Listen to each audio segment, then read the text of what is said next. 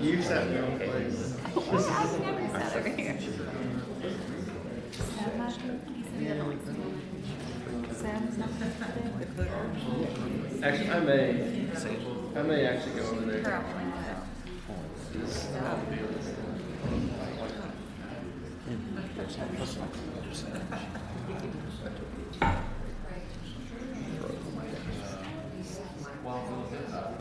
That's right.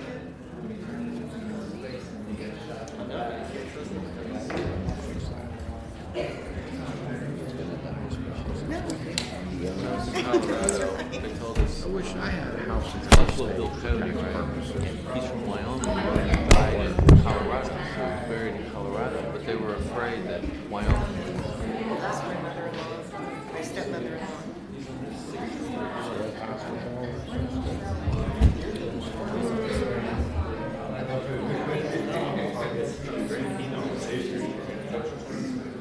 He only have 3 houses. I guess it's all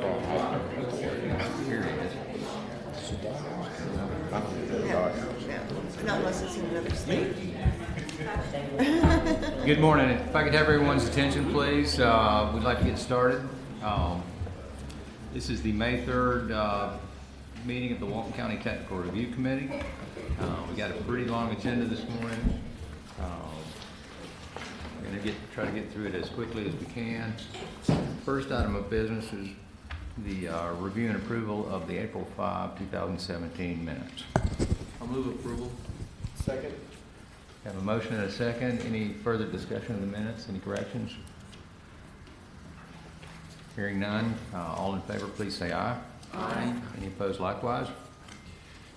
Motion carries. First project on our agenda this morning is, can you operate that? I think it's on. First item on our agenda this morning is continued from last month, the Fox Lake residential subdivision. Being reviewed by Rita and presented by Dean Burgess. Good morning, Dean. Good morning. Dean Burgess with Emerald Coast Associates. We received the comments, and I just had a couple of that I'd like to discuss. Under planning, the second comment, interior right-of-ways are public, restricting access, parentheses, gating to the public is not allowed. Yeah, Matt and I had a discussion about that yesterday, and that's not entirely true, what I Okay. said. But we were talking that we might need to look at all those easements a little bit more clearly, and I'm going to have a meeting with our legal today, Okay. just to make sure that all those government lots have some easement that they can use that's what my thought process was, that if they do, the gates are fine.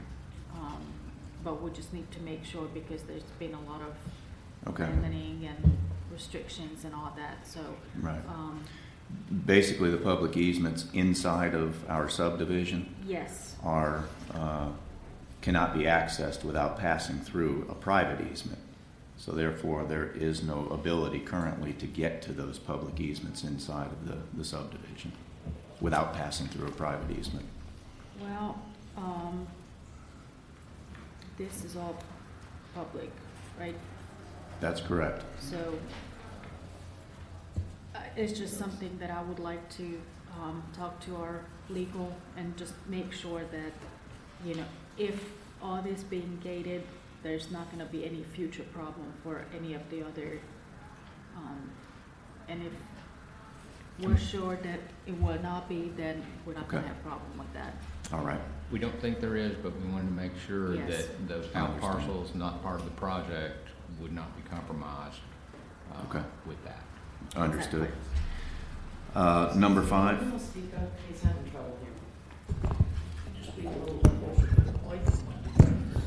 Number 5, along the Hudson property, please include Leland Cypress Landscaping per agreement with Mr. Hudson. He and I did discuss that. I see his email says, or a fence. And if Mr. Ebeke would like a fence, what we'd like to do is keep it symmetrical. If we're going to have a fence on one side of our entry, we'll go ahead and have a fence on the other. If we're going to have Leland Cypress on one, we'd like to have Leland Cypress on the other. We can speak with Mr. Ebeke and Mr. Hudson and come to an agreement if we can elect a fence or cypress, but we didn't want to have Right. one on one and one on the other. Absolutely.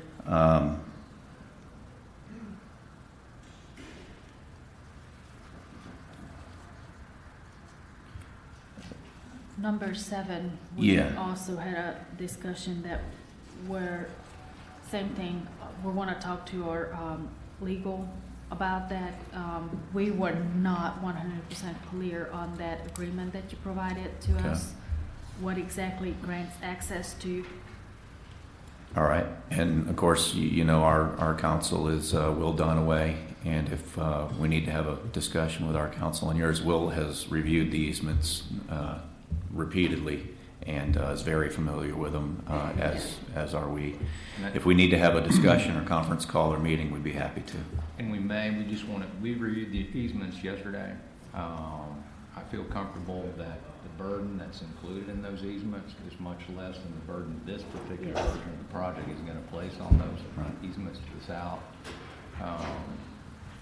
But we're not the attorneys, and we just want to have the attorney confirm that our understanding is accurate. Okay, understood. Those were my only 3 that I wanted to discuss, and it seems like we're on the same page as far as that goes. Right. If we need to schedule that meeting this week, we're more than happy to. Okay. I also have additional question about that agreement was talking about how the fees for the improvement of the South Road gonna be collected, but it didn't say anything about if the improvements are planned to be done when the deal is issued or whenever that fund is being completely collected, which could be a long time. So that's just a clarification that, you know, the. Okay. In our responses, I'd clarify that. Going off memory, I believe the fees are collected at the time that the lots are developed. And I think the question was, since that's an older agreement, that predates this version of the project, and it talks about collecting the fees to make the improvements, the timing of the improvements was the question. Yes. Okay. The improvements on to the south Yes. would all be done as part of the CO of infrastructure. And Those that's- improvements would be Yes, required. that's- Yeah, we're that's anticipating the those would That's have to what go we in. got yesterday, that was the circumstance, but this is an older agreement that captured a different time. Okay. And there were some different circumstances in there that still apply to the project. We just want to make sure that the improvements happened at the project level, Right. not after the fees. That's why we show the improvements on our construction plans. So the development order inspector would see that those improvements are to be done as part of the construction of the subdivision. Perfect. Okay. I believe that's all. Environmental had a comment, just some number clarification on the preservation area buyout that we will need to have clarified. And from the fire department, had issue with the auto turn analysis on that south access. Yeah, I met with Sammy on that south access, and the radius that's referenced on that has been increased and is on the plans that you have with the increased radius. That's the latest submittal? Yes, ma'am. Based on the latest submittal, he still had the comment that it does not meet the auto turn requirements for radiuses. That's what we just received a few days ago, that number one comment.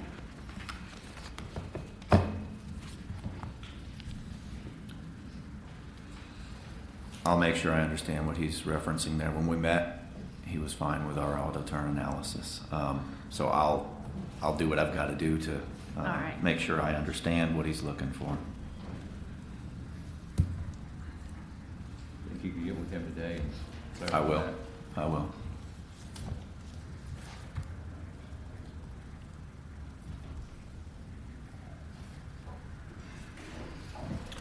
That's all I had.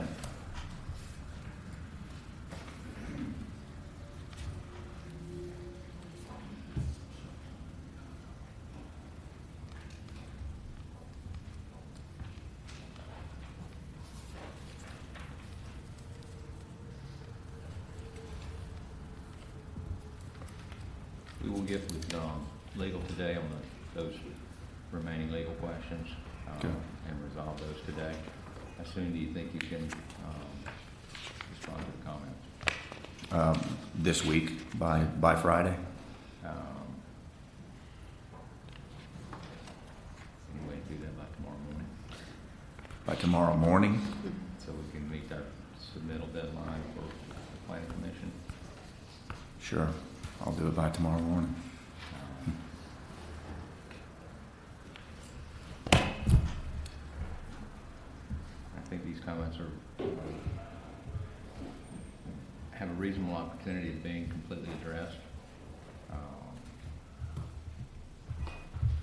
which was our concern at the last meeting, just how we're going to address all of those, and you've done a pretty thorough job of addressing the comments. One of the things that came out of, or was a question, had to do with the intersection at 393 and Ridge Road. As I understand, you have provided, or your traffic consultant has provided an analysis that shows all the trips going to that intersection in addition to the trips from the new development directly across the street. Correct. It still does not warrant a traffic signal there. However, it does warrant moving the speed limit signs to reduce the speed at that particular intersection a little bit further out. Correct. To the vertical curve.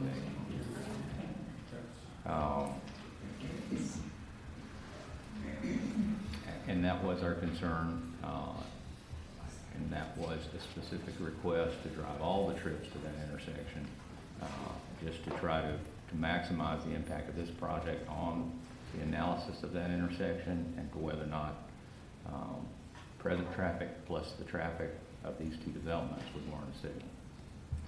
And it did not meet the threshold, as I understand. That's correct. We routed 100% of the trips, though that's not the intent of the development, through Ridge Road, and a signal was not warranted. Turn lanes were not warranted. Flashing light was not warranted. None of it was warranted. We did move the speed limit north to Cypress Pond Road. Was the recommendation from our traffic consultant and Public Works. Okay. Is that 35 along there? It is 35. It's currently 35. We're moving it further north. Yes. This is not a public hearing, but we will take technical questions from anyone in the audience that has one at the moment. Yes, sir. So, Grant Clark from Santa Rosa Ridge. So I'm sure this counts as a technical question. You've noticed that our objections to this community have declined in the last 12 months because I think we're getting closer to an agreement. You don't speak for all of Well, us. closer than 2 years ago when we were having You don't speak for us. Well, excuse me, this is being recorded. Everyone will have an opportunity to speak. So I have, These are technical questions only. so I have two questions related to this. One is that last year there was a agreement concept that the Bunker Place Road would be full access to this community. And the last plans that I saw this week did not seem to indicate a full-blown road. And of course, that road would be constructed prior to any lots being subdivided or any construction traffic happening, so there's balanced traffic in those two routes. I believe the traffic study showed due now in traffic, so that must be a road, otherwise there couldn't be a balance. Then you're going to massively increase the traffic of 393 if you don't have that road. So I don't understand how that's marked on the current reviews. I think there was a fire marshal comment last year as well related to that. It seems to have disappeared. The other one, I'm not quite sure what again was a technical question. There was a kind of agreement, informal agreement that I think helped in the community last year about the developers building a walkway from the entrance to the community on Ridge Road out to 393, bike path, walkway, or whatever. Again, I didn't see any of that in the documentation. Again, that would happen before any lots were subdivided, any lots were sold in order to prevent deaths of children and people from construction traffic through our communities. There are a couple of things that seem to have fallen off the radar. I'm not quite sure. Have you agreed to take those off the radar? Did we miss a document over the last 4 or 5 months? Well, I could speak specifically to the secondary access. The fire marshal has a requirement in the fire code to require 2 means of egress if the development is 100 units or larger. I think when this first came in, they're proposing more than 100 units, requiring 2 access points. It's presently dropped down to 79 units and dropped below that threshold, so the secondary access to the south is not required by code. Do you have the traffic study commissioned in order to remove the traffic from secondary access? We considered the traffic going 100% through the intersection. At present, they're proposing to continue that south access as a secondary access based on the agreement and the burden of the easement that predates this particular application. We're not requiring the secondary access, but if they desire it and have the rights to it, it can be part of the project. From a technical perspective, that's your choice, but there's going to be uproar because that was always part of the community. Not everyone in the community agrees, but I'm saying we're going to move a little bit further forward based on that premise. There's still a lot of other objections. We had to be further forward, so we're taking that off the table.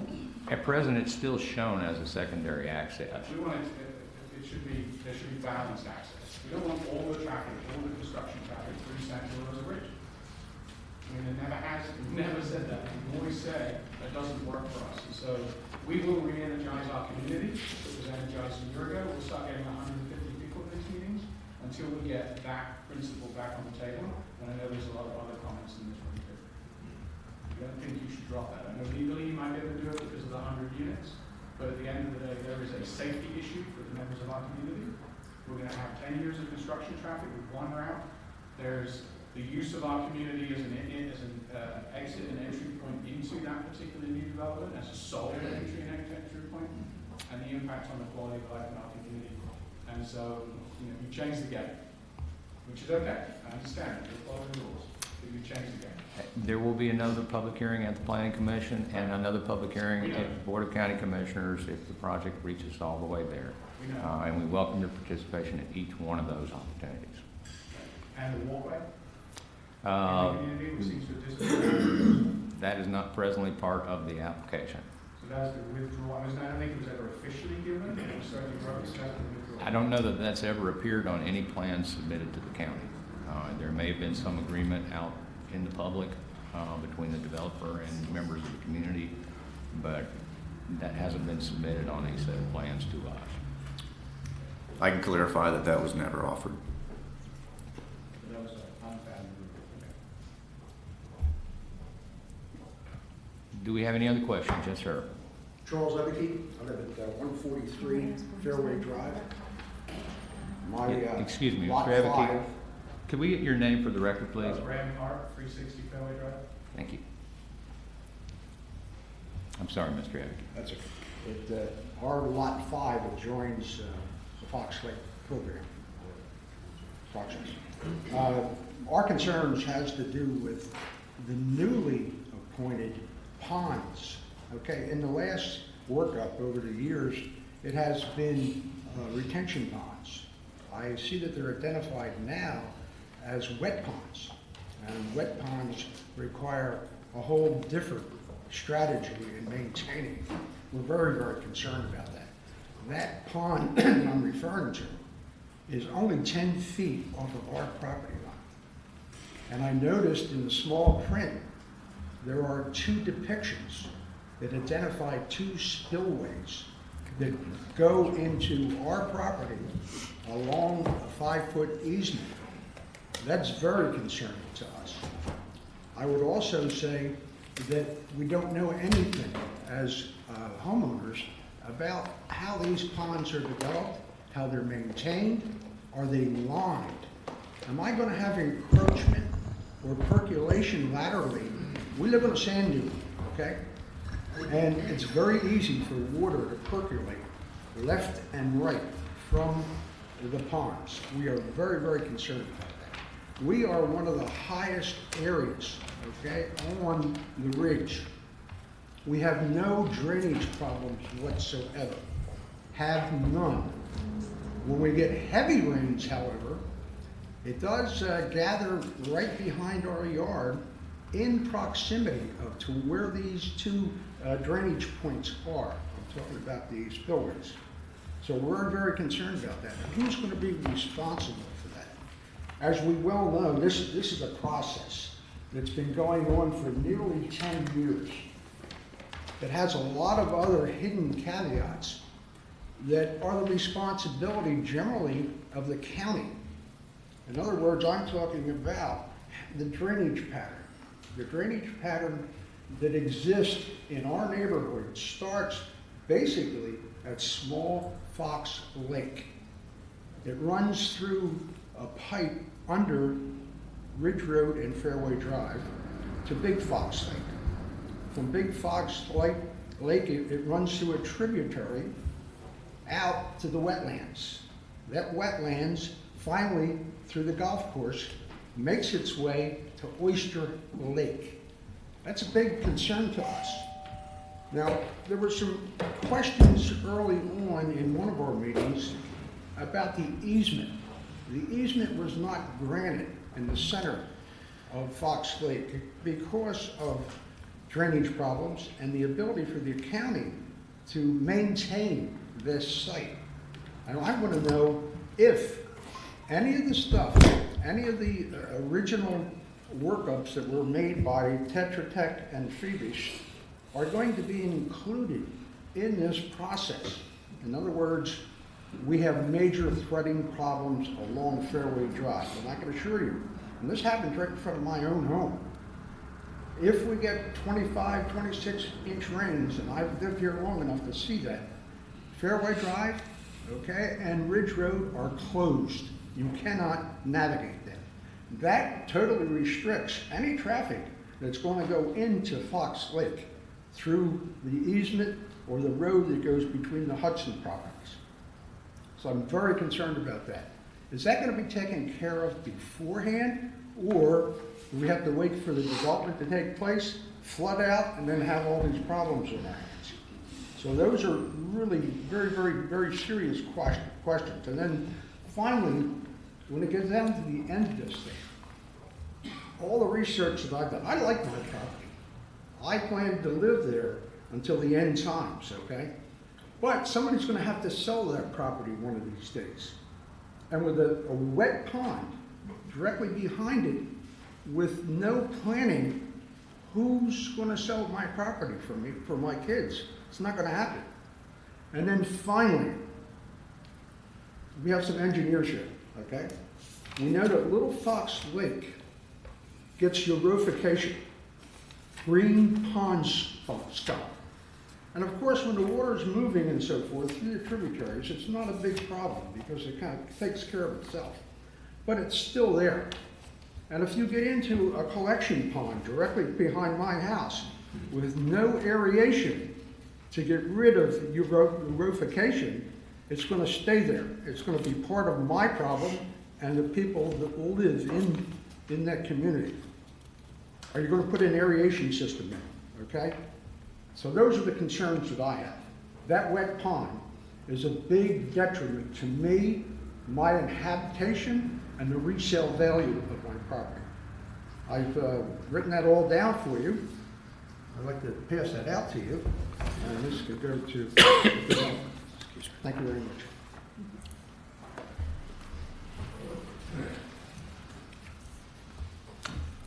Would you like to respond to those?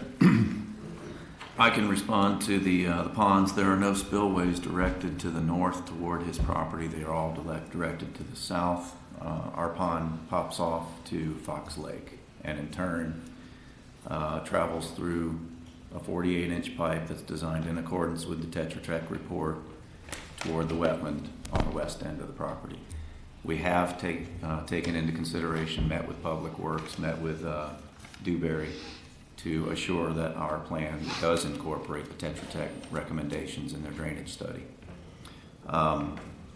The ponds are designed in accordance with the Northwest Florida Water Management District requirements. Side slopes of the ponds are designed in accordance with those standards as well as county standards. As far as eutrophication of the pond, for the depth of the pond that we're considering, a aeration system is not required. However, I can say that as the entranceway to our development, we likely will have fountains for aesthetic purposes that will also provide aeration to the ponds. As far as maintenance of our stormwater facilities, they will be maintained by a private homeowners association as required by the county and Northwest Florida Water Management District.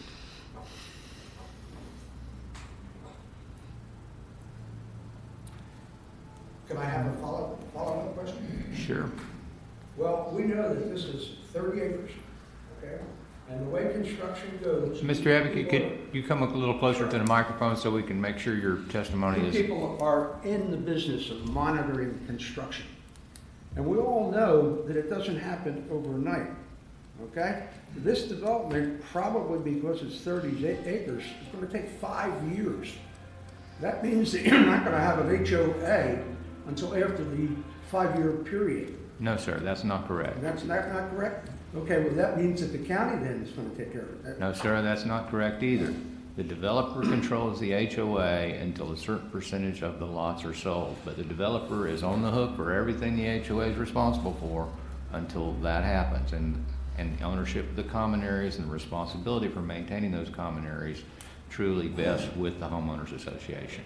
Okay, so let's say that I have a 27-inch ring, and this pond's not finished, and it's starting to work its way into my property. Who do I call? Code enforcement? Do I call the developer? I would call all those folks. We have a 27-inch ring. They're all going to be out on the job, I guarantee you. And then the backup question is, after that 27-inch ring, who's going to fix up Fairway Drive and Ridge Road where all that water goes? Well, if we have water running uphill from this project to Fairway Drive, it's not going to happen. I just can't see that actually happening. And I agree, certainly. You're looking at it from the perspective of this development. How about the people that live in the neighborhood that are flooded out? Okay, now I got cars all up and down the road. I assure you, we're greatly concerned about that, and we're going to do everything we can to prevent that. In the event that we have some catastrophic rain event, the county will do everything possible to protect homeowners. I mean, we made some extraordinary efforts in 2014. We'll be prepared to do that again. But if we have problems on Ridge Road now that you're concerned about that kind of event, causing that kind of event, we need to be dealing with Public Works on that. No doubt. Separate and apart from this project. But I can assure you, as Mr. Burgess has just testified, And as I will, no development gets through this technical review committee without being coordinated with Public Works and all of the efforts ongoing to resolve drainage problems in problem areas that the county has identified. We are working very closely with them. Our code requires the historical flow to be considered in any drainage plan, and we're doing our best to make sure that problems aren't going to be created in the future. Thank you. I hope that works out. Do we have any other technical questions? I don't know if y'all are aware or not, but we have had 2 major floods in this subdivision in the lower area. And the reason is that the water all goes south. Could you come closer to the microphone, please? And also identify yourself for the record, Mr. Peebles. Bob Peebles, 370 Ridge Road. I live in the lower area, and most of the water will run down into the lower area, and from there, it runs into Fox Lake. And from my observation, the historical drainage of Fox Lake went into this development parcel. And there's plenty of people that can tell you there's a ditch there. I have gone and tried to clean the beavers out with my waders on because the county did nothing, okay? Now, I don't know how many of y'all have been in this subdivision, but we've got drainage pipes that go initially into a retention pond. They don't even function, okay? It's still a potential to back up. If you look at the retention pond and you look at Fox Lake, they're both maxed out right now. So I don't know where the water's going. I mean, I don't know if it can even get out of there. So my concern is in the future, I don't like the development period. I think we got a traffic problem that's gonna overwhelm us. We don't have any sidewalks. We got people walking with children in buggies now, walking their dogs. I don't know where they're gonna walk now, you know? But that being said, my concern is... Could I ask you one question? Yeah. Sidewalks in this particular development, do you think homeowners would be interested in contributing an easement or a right-of-way for a sidewalk to be built? Would they all the way up? contribute it? It's a right of way. Well, there's a right of way automatically that belongs to the county in front of all of our homes. I mean, if there's not enough room there to put it in. You're telling me there's not enough room there? I don't know if there is or not. It wasn't built apparently when the subdivision was developed. So I'm not sure if there's enough right Well, away it there or wasn't not. just because it wasn't required yet. There's a lot of them like that. And they didn't expect 79 homes to be planted within our subdivision. One at a time, please. You're welcome to speak if you come to the microphone. You know, I don't know how y'all just overlook the fact that the road department, I talked to the engineer and he told me, he said, yeah, the beavers stop it up. Meaning the beavers stop up the drainage from Fox Lake. And they can confirm there's a ditch back there that was put in by the original developer who allowed this piece of property to be the drainage basin for our subdivision going south.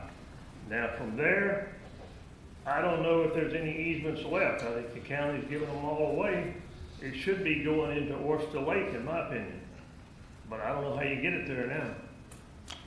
All the flow that was coming historically from Fairway Drive is coming through this development. They have to account for that additional water, in addition to this the additional runoff this development creates. Yeah. I wouldn't be this concerned about it if I hadn't seen the water that far from coming in my house and my front walkway floated 200 yards down the street. Of course, I went and retrieved it while the water was there. I could move it back. But you're going to destroy one subdivision. That's what you're going to do. And I don't think that anybody in the subdivision is responsible for an access to this property after the county is really the one that closed all of the 33-foot easements in there and gave them away. In my opinion, they're still there. Is that not true? The access easements for this development are still there. That abandonment request last year was not approved. They redesigned the project to use those easements for these particular lots. Yeah, you know what I'm talking about? Like the golf course is sitting on some of them. They're still there, really. Theoretically, the government put them on there and they don't go away. Well, if they've been abandoned by county government action, yes, sir, they do go Well, in away. legal opinion, that's not true. So Mr. Peebles, we're not here to argue about those things. They're external to the project.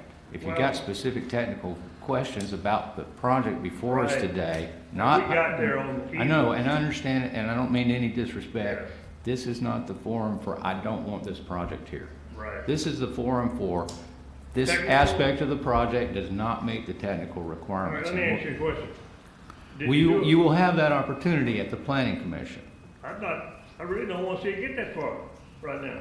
Well, It's a technical. I understand review, right? that. Do you have any further technical questions? Do what? Do you have any further technical questions about the Well, I project? thought that was pretty technical.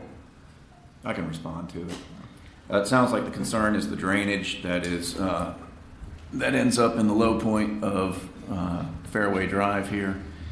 And the county did put in a drain, and I believe it's a 15-inch pipe that in turn goes to the ditch that comes across our property. The ditch has no easement across our property, so the county doesn't maintain it. Nobody maintains it except for perhaps the neighbors. We are retrofitting that with a larger inlet, larger pipe, and putting in a 48-inch pipe so that that ditch doesn't have to be maintained and you don't have to chase the beavers out and so forth because it does get blocked. Yeah. And furthermore, we will maintain that 48-inch pipe along with Public Works consent. Technically, the drains going into the initial retention pond, the county never maintains them.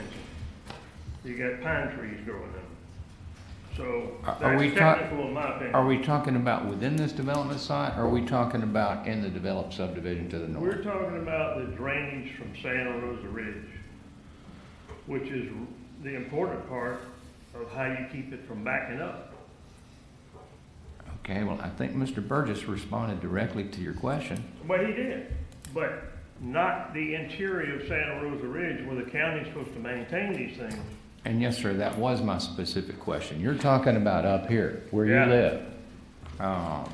That questions, those questions need to be directed to Public Works. They're responsible Well, I for didn't know all of those. In my opinion, when you sit up here as a technical review committee, you probably ought to visit the subdivision. Yes, And sir. I don't know how many of you have. I visited this subdivision a bunch of times. Well, I believe. anybody else? Yeah, Do you know where the drainage pipes are? we know where this one is, right in front of the development. I've driven through there when it Which was one? raining. The one in front of the development here, the proposed development. Right there. Where's it going? It goes south. This Under the pipe road. connects to the 48-inch pipe, which in turn goes through the subdivision, and to the wetland to You the know west, what which in happened? turn goes to. It's Oyster just my Lake. concern that we don't have a future flood. And I appreciate that. Yeah. And we're gonna do whatever we can with regard to this development to make sure this development does not aggravate any existing condition. If we've got an existing condition that is not what it's supposed to be, I think all of those road right-of-ways out there are responsibility of Public Works. We need to work with Public Works to remedy that problem. We don't want anybody to have a flooding condition. You asked about sidewalks. I think there's plenty of room for sidewalks. You know? My suggestion would be, planning commission, to get up and say the neighborhood would like a sidewalk all the way out to 393. Now, whether or not the board adds that condition or not, would be within their purview. But if you think that's something the neighborhood could benefit from, then ask for that. Sure. The neighborhood's gonna get traffic that doesn't exist today, so that might not be an unreasonable request. So basically, you're gonna send it on to planning and zoning? If it be the will of this committee today. I think we've gotten to the point where we have refined the outstanding comments down to things that are specifically legal issues that we hope to resolve today. Mr. Burgess has indicated he can turn the plans around quickly, so they're ready for the planning commission with the benefit of this meeting today. And then we'll have further discussion at the planning commission. Can I ask you one more question? Yes, sir. What did you base your legality of the lot split there? To create the road? As far as this goes, Yeah. There's always there been a was no 60-foot density right-of-way. involved. That was originally intended to be an access for this parcel, as platted by the original subdivider. Was it not owned? It Was it part not of- mortgaged? It was part of these two lots. I'm asking you, is there a legal, did you get a legal opinion? Did we get a legal opinion about what? Whether or not the fee underneath that access For you easement to could be sign off on a sold? lot split. You won't let me split my lot. Those were two lots of record. There are two lots of record. We did not create any additional density. Yes, we did consult with county legal staff on whether or not that was legal. All you have to do is just ask for a lot split. There's a process to go through. Right. That happened quite some time ago. Was there a legal opinion issued to you when you signed off? Was there a written legal opinion? No, sir, there was not. All right, thank you now. Yes, sir. There was not one necessary. Do we have any other technical questions from the audience? Yes, I have one for my neighbor.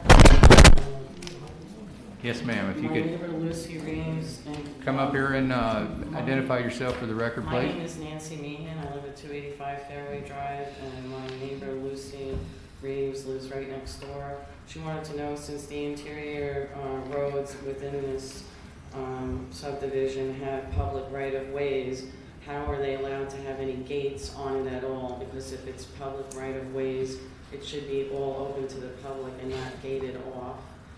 And then the other thing was still behind lot 8 and 9. I don't know how you get off putting a retention pond behind there. That is not, I don't know who did the geography back there. That's not the lowest point back there. The lowest point back there is where the ditch is. It's not where Mr. Wyro's property is back there, and that would be flowing uphill. They had it listed on some other drawings as highlands, when in fact they are not. Lots 12 and 13 are the highest properties on that ridge. And it slopes down from there and goes down. The property at Wyro's house is about 6 feet, probably lower. I can see from my property down 4 houses into his yard. So it's lower there, but it's actually higher from where the runoff comes in from the lakes. So I don't know how you're going to get water to move uphill to the drainage ponds behind his home. I don't understand that. And I don't know why I feel almost like it was personal that the lots were moved. There was 100 feet between our property and these other homes that they want to put up, which of course I have not received any plans about it. So I don't even know what's going on. But I know they want to put homes that are not compatible with what's on my property, only 50 feet, and that's where they want to get rid of the preservation.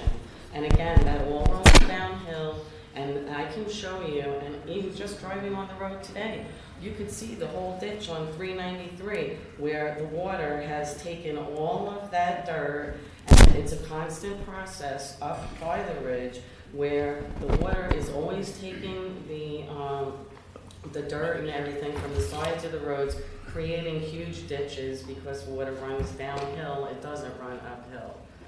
So I just think that those houses are too close, and to get rid of that preservation area isn't good for erosion and everything else, because water does flow downhill. And my property is the second highest property up there. Lot 13 is the highest property there. And in my own backyard, I can see the damage from Lot 13's property onto my property. So in any event, Yes, that's my ma'am. questions. You had a number of questions in there. Could we take them one at a time? Sure. To make Well, sure that we're responding directly to your question. My neighbor's, Lucy Reeves' question was the question about the interior roads, being that they're all public right-of-ways. Why does the public not have the right to access that subdivision if it has public right-of-ways? That's her question. And also she wants to know if the gravel road down at Bunker Place would then be code. But I guess we've already discovered that we don't need a second access point. which I find unbelievable because we're all stuck in there. God forbid something happens, a tree falls. How quick is that tree going to be removed? And then we have, there are problems. Someone had a heart attack, someone had a stroke. How can people access? How can they come down the road? I know it's all speculation, but you know what? These things happen. The unthinkable happens. Trees come down. There's no other access to our subdivision.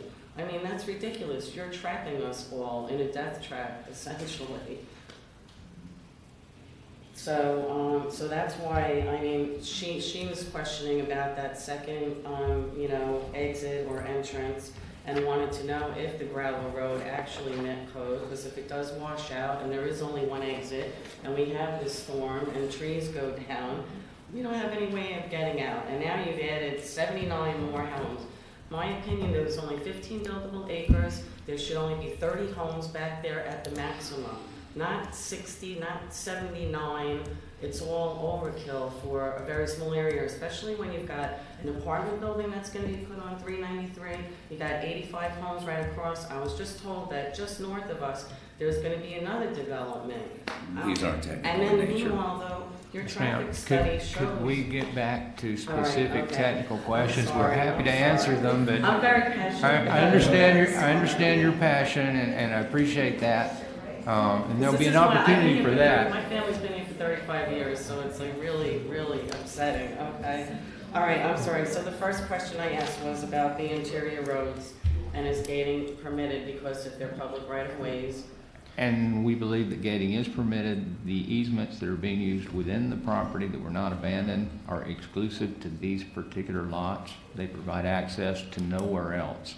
One of the things that we're confirming with county legal staff is that to make sure that none of the parcels that are east of this particular proposed development are foreclosed from having access. We want to make sure that this doesn't foreclose anyone from having access to their property. Right, because there are other lots within that down below there too that aren't even part of this yet. Yes, They ma'am, aren't even built out and yet. there are government patent easements along the boundaries of several of those lots. We've looked at them. We believe that they do have legal Right. access But that would be still more outside of this development. Now, it doesn't appear that those lots have access up to Fairway Drive or Ridge Road at the present time. So are they landlocked also? We then? don't believe they're landlocked because they have government patent easements that connect to other government patent easements to the south that would provide access to them. So just out of curiosity, if they have those easements, why does not this development have those easements? Why do they have to come to our property and those other properties down there do not? Why can't they use the same easements that those properties are I'm not using? speaking to the burden of the easements for those other properties to the east. What I'm speaking to is this particular development. It has legal access up to Fairway Drive through the plat of that particular portion of this subdivision. They also have another legal document, a legal access easement document that provides access through the south access as shown on this that would allow up to 205 units to be developed on these same parcels. That's the burden of the easement agreement that they already have in place from a predecessor owner. Right, but that was then, and there's so much different, so many more things being built up now. I mean, the traffic study already shows that they have to actually pay fees for us to suffer. So they pay the fees to the county so that they can have all this traffic come in, but who suffers for Yes, it ma'am. all? We're back to the question of the easements. Let's speak specifically to the technical questions. We're happy to answer each of your questions, but let's do them individually. Okay. All right, so that was the road. So even though they're public right-of-ways, they're allowed to gate it off anyway. That's the answer? Yes, ma'am. Okay. In this particular circumstance. Okay. Now, how about... If the BCC approves this development. Okay. Now, how about lot 8 and 9 back there? I believe it's lot 8 and 9, the corner lots down there where the retention pond is supposed to be put. Like I said, you know, I it's, think she's referring to government lots 8 and 9, and there are no retention ponds adjacent to government lots 8 no, I'm and not 9. referring to government. I'm talking about Fairway Drive. Yeah, Up on Fairway Drive. 8 and 9 here. Okay, so right here at 8 and 9, you have listed on your plan that I saw a retention pond. Okay, this property, although it's low here, this property is high. The ditch runs from the lake right through here. This is the low point of the whole area right here. So how are you gonna make all this water go here? I mean, that's ridiculous right there. Because the water is not flowing up the hill. I'm an and it's engineer not- licensed in the state of Florida. I'm very familiar with topographic surveys and Have you even come back to the movements of property to look elevations. at it? I'd like to answer the question. We have divided this up into 3 basins. There is a grade divide in this area that this water is coming to these ponds. The grade divide here falls towards this pond, which is a low area adjacent to the wetland. Granted, you're higher in these areas. These lots are higher, but the pond is located at the lower elevations. The water does flow toward the pond. I don't see that. Because Okay. if you walk back there, all these properties are higher, Bill is lower, and you also list these as the highlands, which they are not. The highlands, or you list over here as the highlands.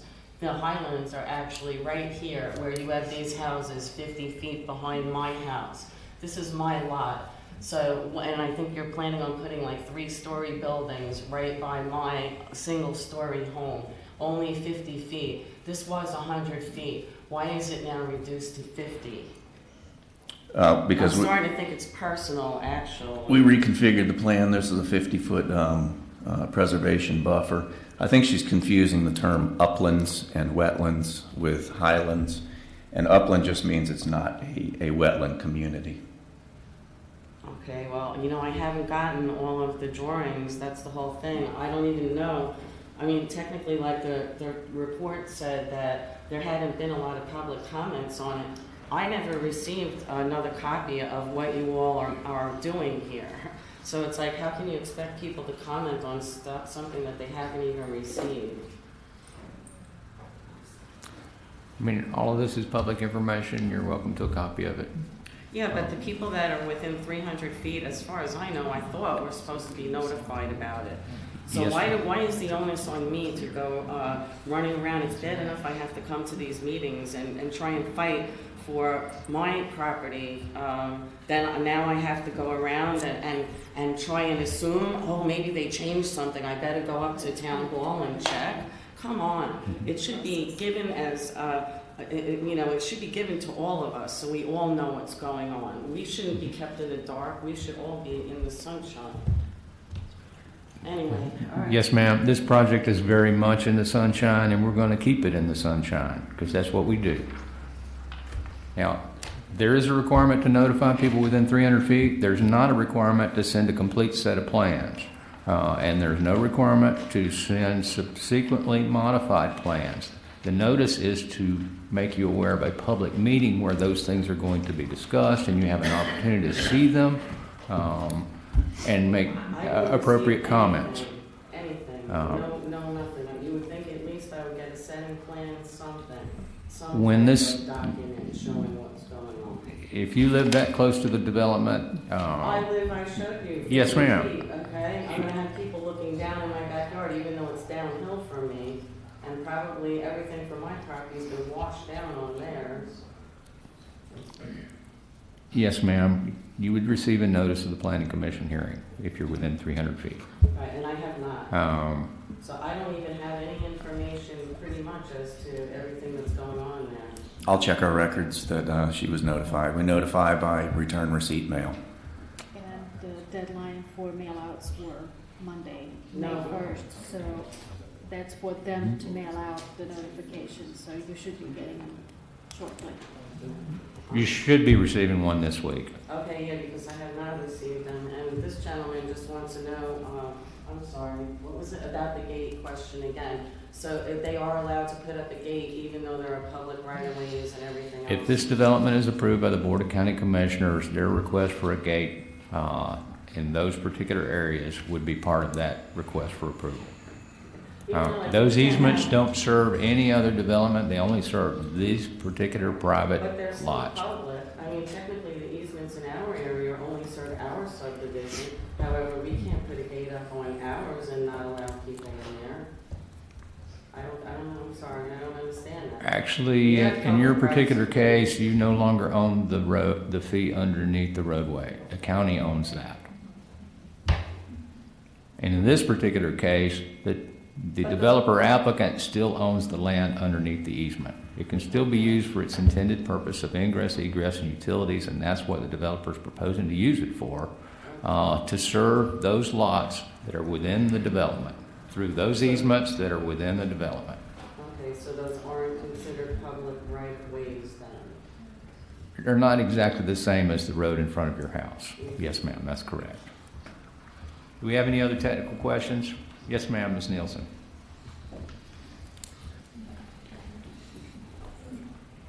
My name is Mary Nielsen, and I believe that your approach to looking at the legal easements will help clarify all of these technical questions about the roads and the gates and everything else.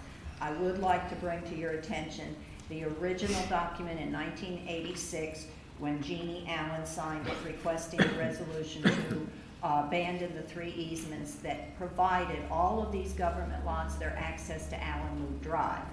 That in turn set up the landlocking situation of all the government easements on this map with the number system.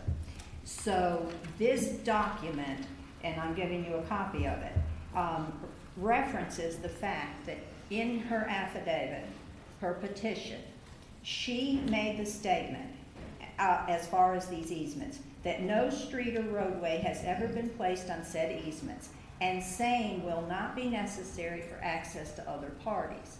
When Bunker Place, the government allowed her to abandon those easements, and the ones in question that connected everybody to Allen Loop then were gone. But Country Club in turn, at that time, as the owner of those properties, created the Bunker Place Road, which in turn gave all those people access through those government easements to the replacement road. There were some mistakes made along the years, the ensuing years, but this developer does have the right to go down there through those existing government easements and touch Bunker Place Road and get out. The quality, the distance is questionable.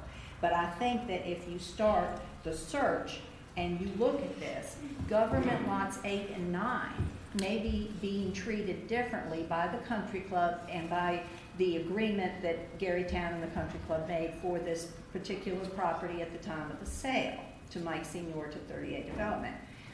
It, in a sense, all the other access easement, legal easement agreements clearly do not restrict any construction traffic to these other lots for whom there are agreements. Not all of them, but many of them do exist with the Country Club. And in that language, there are no restrictions for any kind of construction problems or limitations. So governments lot 11, 12, 13, 14 have these agreements with the Country Club. And 8 and 9, through the virtue of this other agreement, had restrictions, but they also had access through this down to Bunker Place.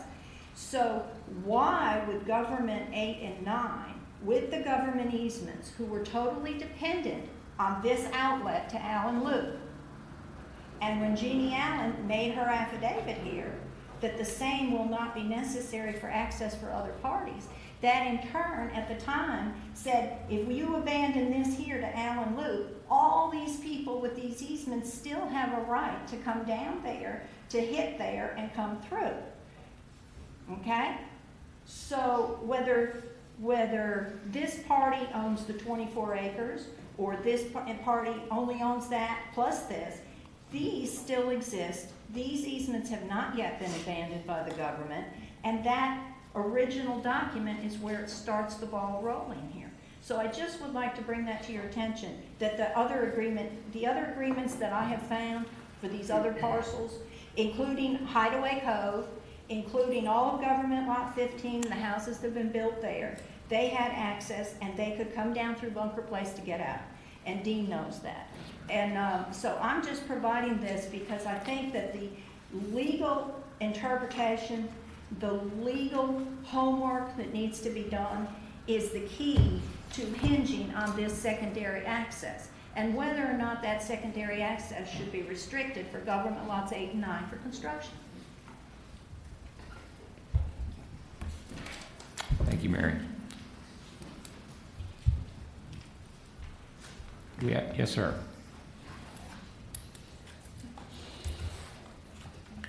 For the record, my name is Bob Hudson. I live on Fairway Drive. My question is technical, I think. I had spoken with South Walton Mosquito Control District because my concern was did they have access to these retention ponds in terms of treating those ponds. And I was told that they had an agreement that they would provide the access, easement access to the South Walton Mosquito Control District. I don't see that in this document anywhere. Is there being an agreement of some kind that grants, because I served on the mosquito board, and I'm very well aware how people change their viewpoints on certain things over time. And a lot of issues south of 98 or north of 98 headed toward the bay are where people say you can't come on my property any longer to maintain the ditch that you have. So I'm concerned about I'm just concerned that they have access. Making sure that they have legal access to the areas they need to treat. Yes. We're concerned about that too, and we want to ensure that that does occur. But, okay, so it's not addressed currently? I don't think it's currently addressed. When I spoke with South Walton Mosquito Control, Dean, they said you had agreed to that. South Walton Mosquito Control is part of the technical review team. They would have access to these ponds to put fathead minnows in and treat if they saw necessary. The homeowners association also will maintain the ponds. I do anticipate the ponds will be stocked with fish and minnows and so forth, to where there shouldn't be a mosquito issue. But our doors are open to South Walton Mosquito if they want to help us out with maintenance. Well, they're charged with. Yeah, understand. From a health standard, they're charged with that responsibility, not that they want to help. That is their role and that is their responsibility, not Walton County. If you live in the South, it's South Walton Mosquito Control District, and they have that responsibility. I want to clear up two things if I could. It's not technical, Mac, hopefully. All right, but on this one, we'll make sure that there is appropriate access as a condition going through the development. I hope you'll allow me to clear up two things, because it seems to be some people who are expressing to you that there is a flooding condition along Fairway Drive. There was in the past. Walton County Public Works, I worked with them for the drain that's there in front of my home. And as long as you keep that drain clean, water flows out at this point in time, and I think it's going to flow out of there in the future because of the sizing that they've done. Everybody here is concerned about that. There are areas where water does collect. Mr. Peoples may be correct. I don't know. I've been in that area when it was a substantial rain and there is water in the road. Whether it closes that road or not, I don't know. And there are several other areas that are that way. And the other thing that I want to kind of clear up is there seems to be some conception that I created an easement and my next door neighbor created an easement for this development. If you go back to the plat, I know that not to be true. that is not true. And that, even though I owned the underlying land, 30 feet, it was public easement from day one. Yes, sir, it was, and it was contemplated by the original subdivider of the portion of the subdivision that you live in. It's on the plat, I met with clearly, Mr. Townsend and it's when the I bought only, my house. it's the only access to these south lots that's included in any of the plats that border That is on the correct. northern. Thank you. It clearly had access, and it was intended to have access to these lots to the south. And we recognize that. Do we have any other technical questions? Yes, sir. Yeah, I might add a little to that. Could you come up to the front, please, so we can capture your testimony on the recording, please? I see you nodding your head in agreement there, but you realize that this development parcel was sold without that access, right? They own it. The two lots were sold and they owned that access. Is that not correct? The two lots that had the easement in the plat sold the fee underneath that easement, which was always intended to be accessed and parcel to the south. How do you know that? How do I know what? You're assuming that it was the access to that property. It was sold. Yes, sir. prior. And based on my professional judgment, training, and experience, and looking at that plat, that's absolutely what the intent of that easement was. So does that give you the right to okay the sale of part of their property out of a recorded subdivision? That was done properly. That's all you got to say to that, right? Yes, sir. Now, the property was sold without that easement. You understand that, don't you? No, sir, I don't understand Okay. that. The property that he's representing here today, when it was sold for $27 million, it did not have that easement. Okay? It belonged. Yes, it did.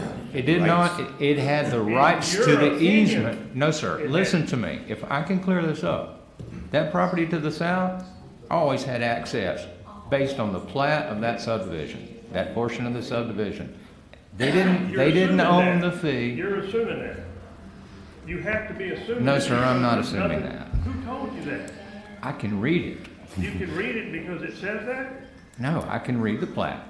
You can read the plat, but is there wording on there that says that it's to that property? Yes, sir. There's no wording on there that says that. It's implied. It says utility easement. And access. Access and utilities. Access and utilities for the parcel immediately to the south. Well, why was it sold? Why was it not held out Right, that's right. as an easement? If it was already So existing. along comes you, and you assume that you have the ability to just say, okay, you can sell it. No, sir, that was a legal sale. It followed the proper county process. But what it sounds like is you're basing your opinion on your own legal advice, right? Did you get No, it from sir. anybody else? From our county attorney. It was discussed prior to. He said that? He told you that? We discussed this. Can you show me he told you that? No, sir, I cannot. It's a verbal Okay. discussion. Can't tell But me. it was legal. Right? And that is not the subject of this particular meeting today. If you'd like to take that up separately, you can address that with the county attorney. Now, do we have any other technical questions about this particular development? I got one if I get out of this chair. Yes, sir. My name's Come forward Charles and Walton, and I haven't heard in this discussion today about the 79 units that are going to be built there. What kind of houses are they going to put there? That's all right there. Dean, can you respond to the housing type that's proposed? As far as I can figure out, there's going to have to be at least 4 units per acre. When you take out the border, the roads, and the pool. Okay, I'm waiting for the answer to those questions. The density is far less than the land use category covering this particular development site would allow, if that's your question. No, on houses, what type of houses are they going to? You want the housing type, What? the type of house proposed. You're asking what type of housing Yes. is proposed? Yeah. And could you respond, please? I can only speculate. The development order does not specify the exact housing type. This is just a application for subdivision of land, similar to Santa Rosa Ridge. You can build any kind of house you want. It can be stucco finished. It can be hardy plank. It can be vinyl sided. Now, I do anticipate there will be architectural controls on this subdivision that don't exist in Santa Rosa Ridge to maintain the quality of the homes. I expect they will be all of similar type material, be it hardy plank, be it stucco, but they will be similar. There will be a architectural code that requires certain types of finishes and excludes certain types of finishes. But as part of this development order, there is not a specific type of house that is anticipated. I do expect that they will be anywhere from 2,000 to as high as 4,000 square feet. Santa Rosa Ridge right now has some beautiful houses on it, and the size of the lots are from 1/3 to a half acre. Now, if you want to figure out, if you're going to put 4 houses on 1 acre, go down to the end of 393 and do just build 3 houses, which I call 3 houses that look like cracker boxes. That's the type of house that would probably be built there. And how about renting? They're going to have a short-term rent or long-term rent? I don't know whether they will have rental restrictions or not. I can see this renting for spring breakers, just a week or 2 weeks up there. People to make money on it. That would increase the traffic about twice. Those are questions that should be looked at. Thank you. Sir, can we get your name for the record, please? Carl Lowry. Thank you. CARLLWERY.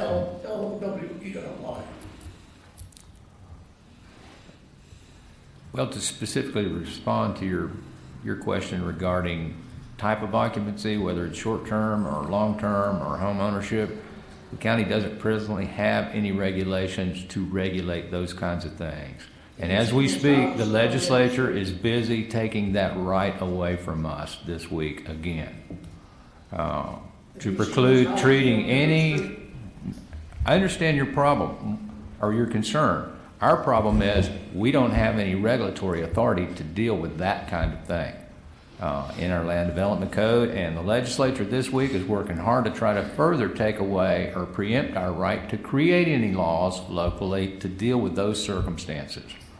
Less houses would be better houses.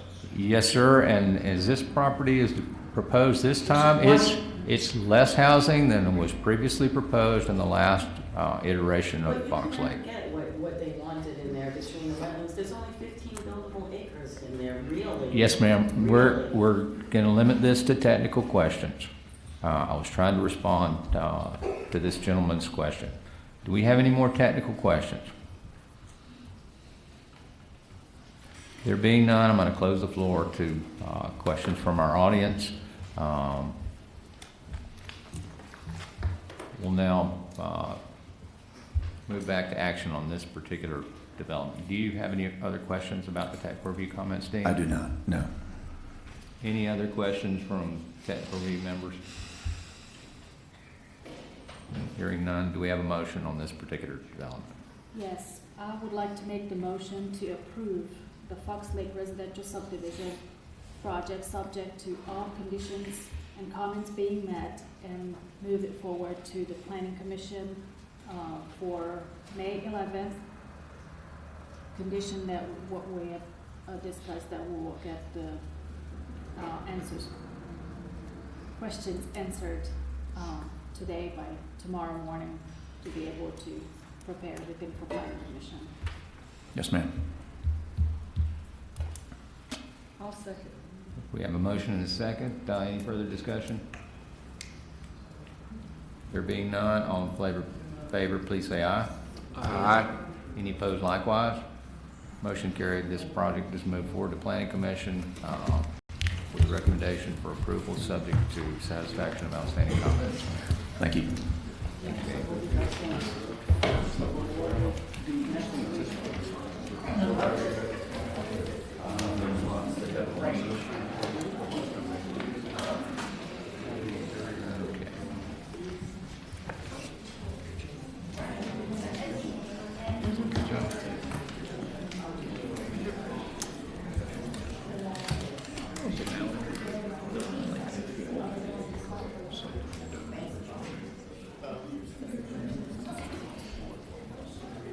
You did a great job. Okay, if we can bring the meeting back to order. Next item on our agenda is Beechwood Estates, being reviewed by Tim Brown.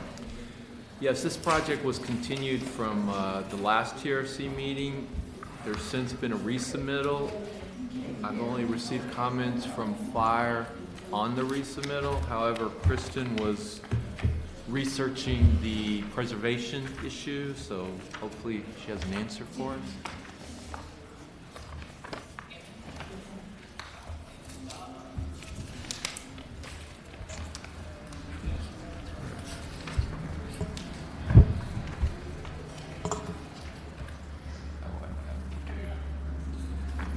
Do you have comments? Yes, sir, I have a comment. Good morning, Cliff Nauer, Dewberry, Preble Ridge Engineers. I'll be happy to answer any questions you might have. Do we have an answer on the preservation? The environmental consultant's here, and he was going to get us an revised report. We had a previous development, as some of you may remember, that had a different environmental assessment performed, and that consultant in 2015 had identified the preservation area of sandhill or successional sandhill, which gets really nebulous as to what it is today. And the current, the Tom County staff have got it scrubbed, but it's clearly not scrubbed. The question is whether or not it's sandhill, and we have to rely on the judgment of the environmental professionals. So he's going to go back out and maybe revise his report to address that previous report and to provide a good analysis of what it is. And that's something that I think we can do relatively quickly. And he's here if anybody has any questions. He's prepared to speak on it if that was acceptable. Would you like to? Do we need those comments? Yeah, I met with him yesterday, so as far as I know, he's going to get us a revised report, and we'll just take a look at that when we get it. Okay. This was mostly continued from last month because of the preservation question. So do we need to continue it again? I mean, there's only a few comments left, but I didn't get anything from Public Works. I didn't get anything from anyone except for fire in terms of the resubmittal.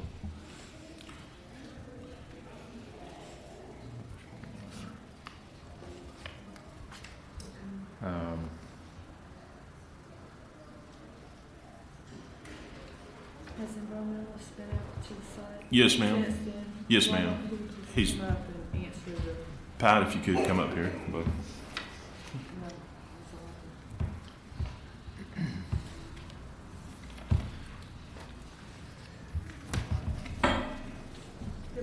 Good morning, Pat Imhoff, Biome Consulting.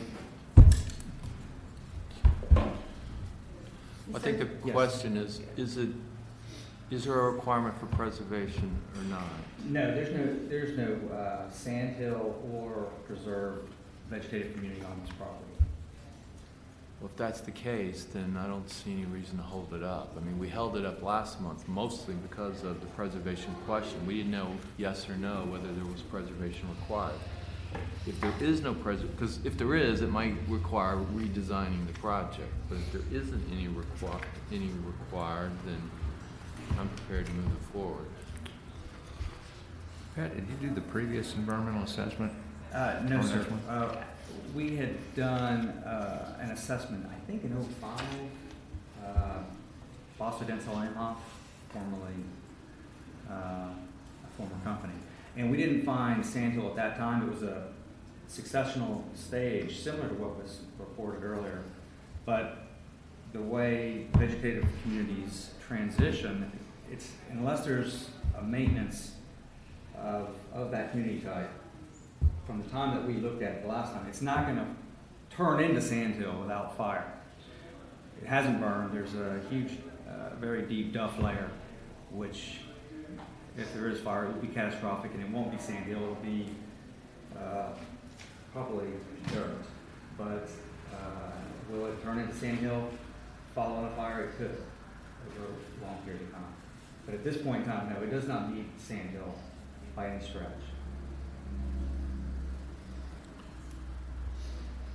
Good with that? Yep. Okay. You don't have any questions, Cliff? No, I don't have any questions. I know that this issue has been visited by several different consultants. Certainly, Pat's an expert in the area. Our discussion that we've had about this issue is that 70 years ago and maybe 100 years ago, it could have been a sandhill, but today it's clearly not. And so any assertion that it's scrub oak or sandhill, we don't believe to be accurate. Then I'll make a motion to approve the project pending resolution of all outstanding issues and comments and move it forward to the planning commission. Second. We have a motion for approval and a second. I heard the second. To move this forward.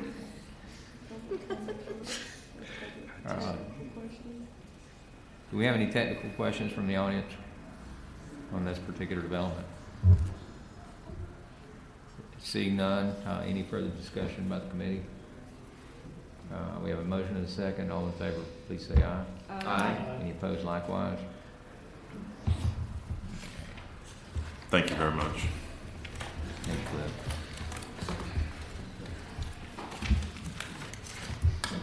Okay, next item on our agenda is number 3, the Seacrest Beach Lagoon and Amphitheater Improvements, Phase 1.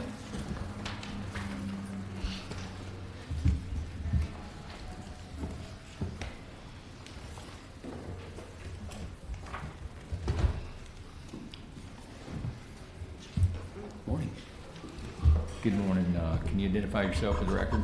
Yeah, I'm Phil Williams with Province One. Good morning, Phil. And this is probably going to be the boringest and quickest one you're going to have this morning. This development's been reviewed by Vivian Chandler. Yes, they're requesting approval, Seacrest Beach Lagoon, or Seacrest Beach, is requesting approval to add 4 garbage rooms to the existing bathroom pavilions and improvements to the East Pavilion concessions on approximately 2.45 acres.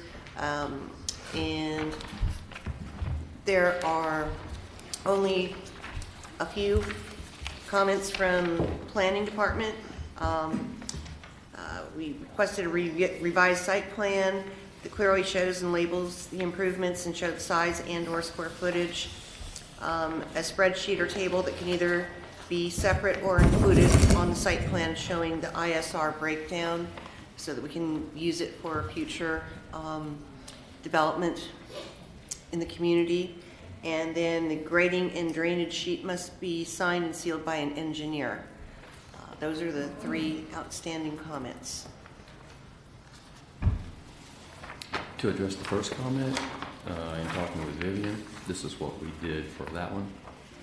We took the cover sheet, and where each of the 5 items of improvements are shown on the cover sheet, we put a big bubble around each one. We've put a leader box to it labeling what it is as far as the improvement, what sheets it's on in the project set, and the amount of square foot of area, of impervious area that it contains. And of course, all 5 areas total the 1,426 square foot total. So that's what we did with that, and I'd emailed you that, so you've probably seen that. I've got 4 copies of all this stuff too, by the way, if we need to make a formal addendum to it, to the existing submittal. So that's that one for the first comment. And then on the next comment, what we did on this is we had prepared an additional ISR, impervious surface ratio package calculation for the project. And this is one of the 4 attachments to it. And this is basically the colored up plan that takes the entire Seacrest project and goes through and does a calculation for the entire project, not just the little piece that we're doing, but the entire project going back to whenever it was, about the year 2000. And this is the color key to all the different areas. And we had submitted that before, but what was needed, let me say this, in addition to these maps, we had an actual text that's about 4 pages long. And it went through and detailed the whole calculation and all that stuff. So what Vivian and y'all were wanting is this table right here we added to the top, which gives you a very simple, neat and clean breakdown of all these areas, of what they contribute and the totals to get your ISR. So that's what we did on that one to accommodate that. And then, is there any questions on this so far? No? And on the stormwater plan, this is the 86-page stormwater management plan that we had previously submitted, our engineering consultant had submitted. And there are several maps in it, but the main map in it is this sheet right here. It's called Secrest Beach Drainage Map. And this map here in the stormwater management plan, this is the comprehensive drainage plan for the entire basin this project occurs in. We're just touching a little bit of it. But they did it this way because, again, we're dealing with the entire basin, because this is a little bit of an unusual project. This is an existing basin, an existing watershed, and it's fully developed, pretty much. So what the engineer did was they basically took the entire area and made a study and report of it. It includes the existing conditions, the proposed conditions, the existing drainage, the proposed drainage, and everything else that's out there. So what they did is this plan here is a comprehensive version of everything. What's the date on that plan? It is March 1st, 17. Okay, so that's recent. Yeah, this is in the booklet we originally submitted. There are some other plans in this, but this is the big one. And if you look at this, I took a yellow highlighter and just touched a few things, but if you look at that and look at the project set, it's everything that's in it, not just the drainage portions of it, anything. It's all in here. So that's the comprehensive plan for the basin. And based on that, they prepared their time of concentrations, their flows, their runoff amounts. They used this to do the flood routing in the basin to show that essentially it accommodates the 100-year storm without even getting to the control structure. So there's just all kind of safety factor in it. But this is how they chose. This was the format that they felt would be best because of, this is kind of a strange project or unusual project. It's not just a typical. And of course, they affix a wet seal on the front of it. I called them this morning on the way over here, and they said, look, what we can do is we can give a little letter, a clarification letter, and put a seal, and go ahead and put a seal on this comprehensive drainage map, because this basically is everything in the project, and, you know, attach a letter stating that, if that would be sufficient, just to get this down the road. Here's the... I believe the problem we had was the large plans that were submitted as a drainage plan was... Yeah, I think it's just the one page. Yeah, I think this is fine, but the one page in the set was signed by a landscape architect. Yeah, that's big. Yeah, and that's what we have problem with. Perhaps if we could get it without being signed and sealed, just as the plan, and then accept this as the Oh, that's fine. That's That's fine. fine, Just then. take that. Okay. Well, they were saying, you could do it just the other way. They were saying, look, we could take that plan there and seal it if you wanted a letter, but if you want to just take the seal off of that one and leave this, that's fine too. That will work for, Yeah, can you give us updated sheets? Well, I have to, this is all computerized, I'll have to go through. Not right now. Yeah. Yes. Not at the table here. Now, but these other sheets, though, like I said, now I've got 4 copies each of these. Yeah, the first two we're all items. good with that. We're all good with that? We're all Okay. good with that, so. And what I can do is it something we need to, how would you like for that to be? We can work out the details very easily, so I think, make a motion, or do we need to close the public comment, or Well, open the actually- public comment? Do we have any technical questions regarding this particular development application from the audience? Seeing none, let's have a motion. I make a motion to conditionally approve the project pending resolution of all comments. Motion by Vivian, second by Renee. Any further discussion? There being none, all in favor, please say aye. Aye. Any opposed likewise? Motion carries. Thank you for all your hard work on the project.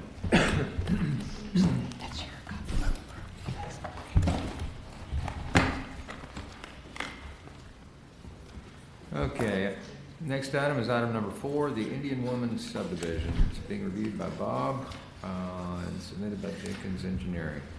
Mr. Chair, this was continued last meeting because of issues that were unaddressed from the floodplain manager and the other review components. So the report you see in front of you has new and old comments. Wherever the red is, I have yet to receive comments, which is from our from engineering, fire marshal, and the floodplain manager.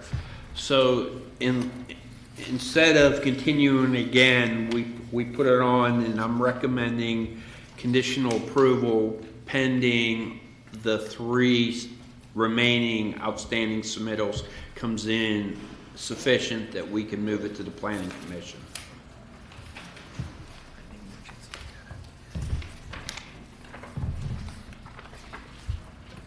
Any questions? Good morning.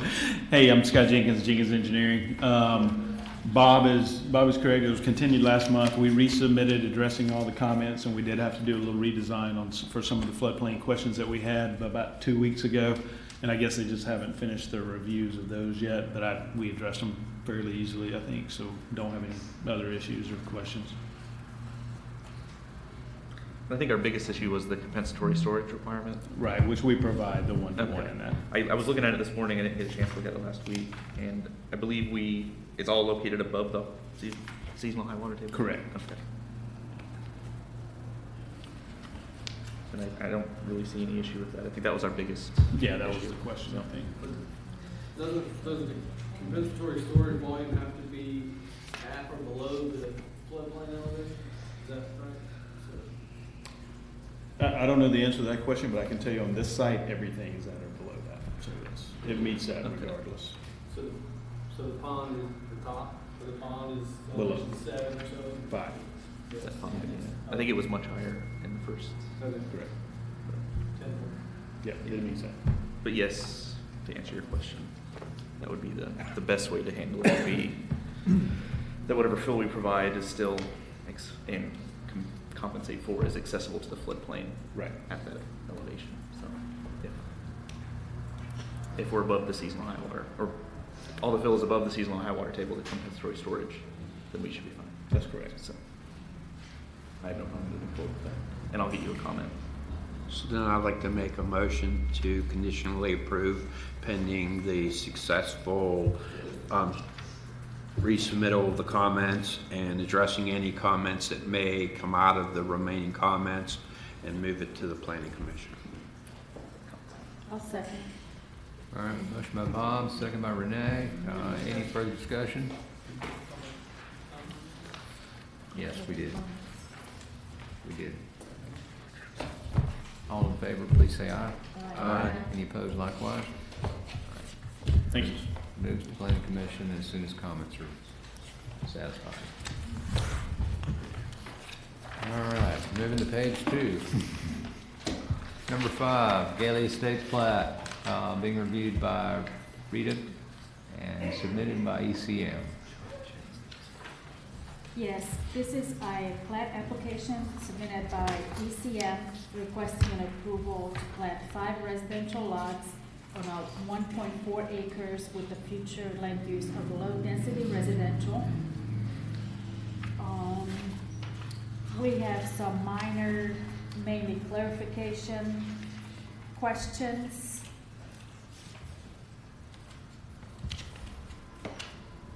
I don't see the... Do you have anybody representing the applicant here this morning?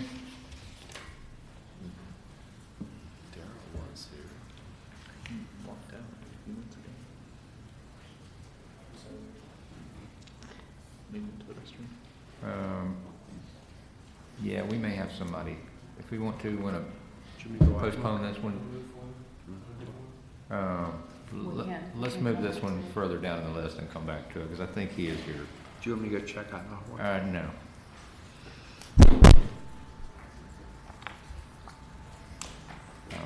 He'll be back when he can. So we'll come back to the Gailey Estates on the agenda. Let's move forward to item number 6, West Hewitt Assisted Living. Yeah, this is a minor development or application submitted by McNeil Carroll Engineering requesting approval to construct a 195-unit assisted living facility and associated infrastructure on 7.74 acres with a future land use of Town Center 2. This is part of the Topsail West PUD, so each phase is a minor development. The biggest issue with this is actually the number of assisted living facilities. They're requesting 71, but there's only 14 remaining under the PUD. And there was other comments, but that's a... The PUD in the phase 2, Robert Carroll for the record, Neil Carroll Engineering. It's kind of, I think, senior living and assisted living, so we'll work on that internal to figure out, we're going to make that compliant. That's not an issue. And the parking that is associated with this is the other issue. So, right. The only real question that I had going through all the comments had to do on the environmental. Environmental? Yeah. Okay. I think I've tried you a few times trying to catch up to you. There's a comment here about policy C13 that the impact of wetlands, the ISR is only 0.1, but this PUD and the dredge and fill and all that were all issued prior, I think, that being adopted, so I don't think that would pertain to us. Because all the other ones, we've not had an issue. You know, we did the... This was originally developed prior to that change in the comp plan in 2011. They had the previous... This was approved in 2009. Yeah, 2008 or 9. It's an 08 development order. That came in with the state permits on the front end. And we have a project in-house now to complete those wetland impacts because their DEP and their Army Corps permits both expire later this year, so they want to go in and complete the wetland impacts. There was a development approval prior to the comp plan change. Yeah. The PUD was approved. Well, and I think they had the permits also. Yeah. The permits mean nothing. But they had development approval. Yes, this PUD. Yes, Summerview across the street, Terramar Apartments, the Walmart, all of those are part of the PUD, and they've all had the same exact impacts as this. And it's all part of the same PUD. And those permits were actually included as part of the development approval. But this was approved prior to that comp plan change. We may check to see if that policy was put in 2011, just to make sure. Yeah, because all the other ones, they would have all been caught by it. There's 3 that have already been approved and constructed within this PUD, so they would have all been stopped with the same policy before. Yeah, I'm comfortable with that. Okay. This predates that. But we'll clarify that as we work through the comments on just how that works. Okay. All the other ones we're getting ready to resubmit. We'll just respond to all the comments in writing. So you didn't have any other questions? Very straightforward. We moved the stormwater pond, gave them that buffer for the ditch, 25 feet they wanted. We redid the calcs, so we were good there. Well, I know it's just a matter of reallocating or renaming, right? Instead of assisted, it'll be senior. Because it's approved for 190 senior living units and 110 assisted, but Summerview took 96 of them. Yeah, it's the number. We'll overcome that one. I don't think it's an issue. Any other questions from the committee? This actually is a minor development by virtue of a deviation approved in the major development approval of this PUD. And as such, once this committee completes its work, it will be final agency action. So in this particular case, we're going to open up a public hearing because there will not be another public hearing opportunity on this particular development because it is a minor development. So at this time, we're going to open the public hearing and take comments from the audience related to this particular development application.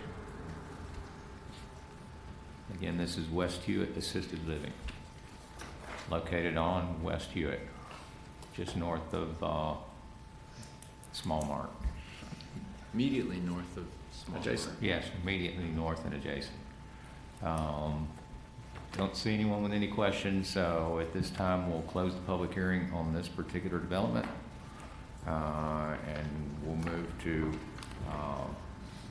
suggested motion. I make a motion to approve the project pending resolution of all outstanding issues and comments. Okay, motion by Tim, second by Bob. All in favor, please say aye. Aye. Any opposed likewise? Okay, this we'll move to development order as soon as the comments have been satisfied. Correct. Thank you. Okay, let's move to item number 7. Sefco County Road 393 and US 98, major development, reviewed by Tim Brown and submitted by Jenkins Engineering. Yeah, this is in the northwest corner of Highway 98 and 393. They're proposing a 5,500 square foot convenience store gas station. This was part of a previously approved PUD. However, that PUD has since expired.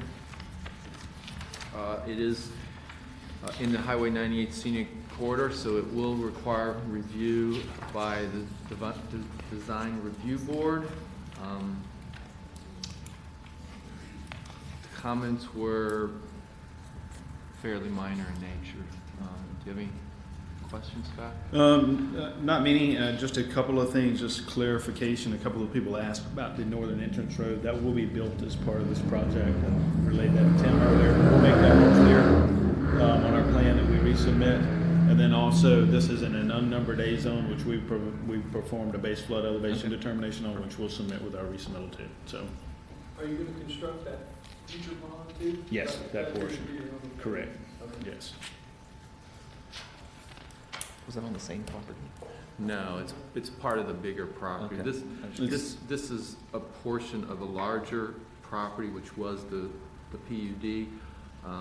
You're coming back with an apartment complex, right? For the rest of it, yes. So that hasn't been submitted yet, but they're going to be moving forward with that. But that was the other question: was would the future retention pond be built now, or? Yeah, everything that's associated, including the stormwater that goes there, then the sewer. There's also a portion of sewer that goes to the north through that too. And we have the affidavit that allows that to be done on that property. So yes. You think you want to Sure. Yeah, we'll do that. And those improvements are shown on the development plan? I'm sorry? Those improvements are shown on the development plan? Well, yes. Yes. It's not a phase per se. It's two different development order applications. Well, I guess it's going to have a master stormwater system, right? It will, yes. But it's not really a It will be located development. for today's purpose. It will be located partially off of this development site with the approval of the adjoining landowner, supporting future development on the adjacent site. Correct. So we're sharing the stormwater.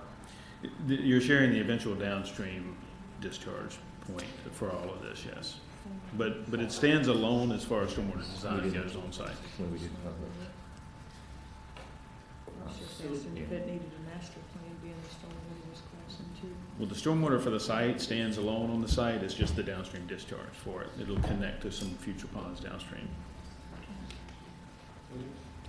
What about the DOT permits? Have you? We've had a pre-application meeting with DOT, and they have requested that we not extend that turning lane, but I'll provide that to you.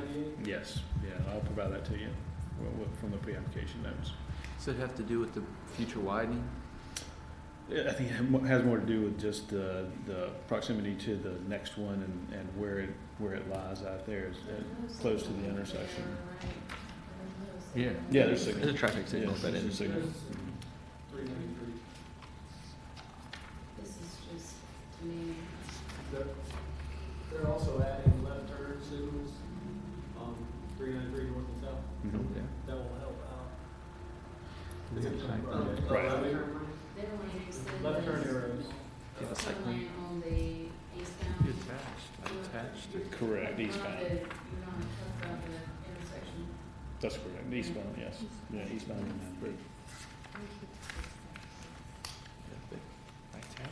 But again, that was comments from the pre-application meeting we held and response to them, their office there. But When we submit the actual permit, they may reconsider that, but right now they didn't want it done.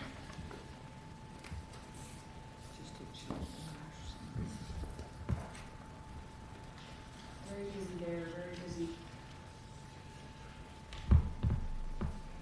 Well, that is a county road, 393.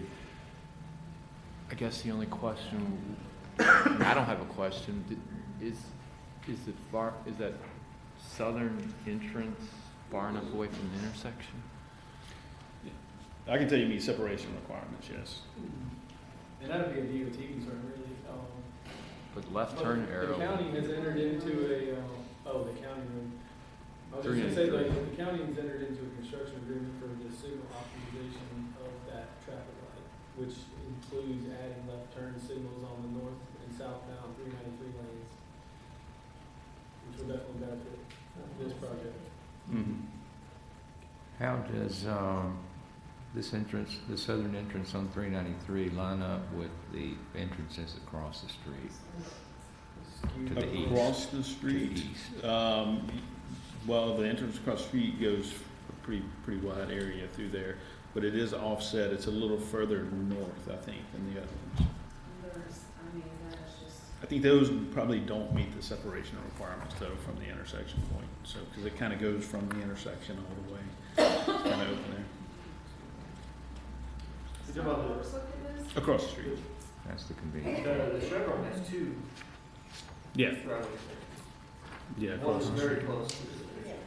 Yeah, that's what I'm saying. It probably doesn't meet those separation requirements. And it's But yours is going to be further north, yeah, to meet those separation requirements. Where the second one is. I think that's what we're talking about. On the other side of the street, where does that fall? It's impossible to the left.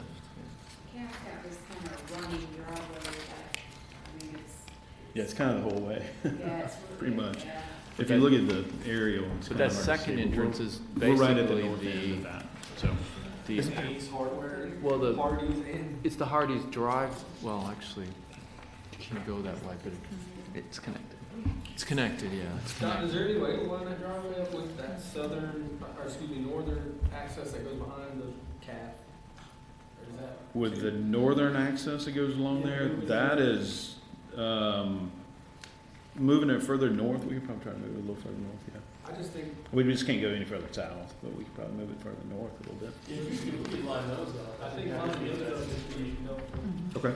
They're talking about this one here. Yeah, we're talking about up here. Not this particular road, They're but talking about this one here.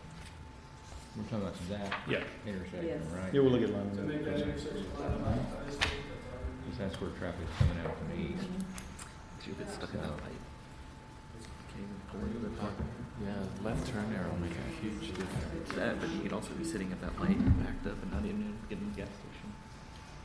You wouldn't have to move very far, right?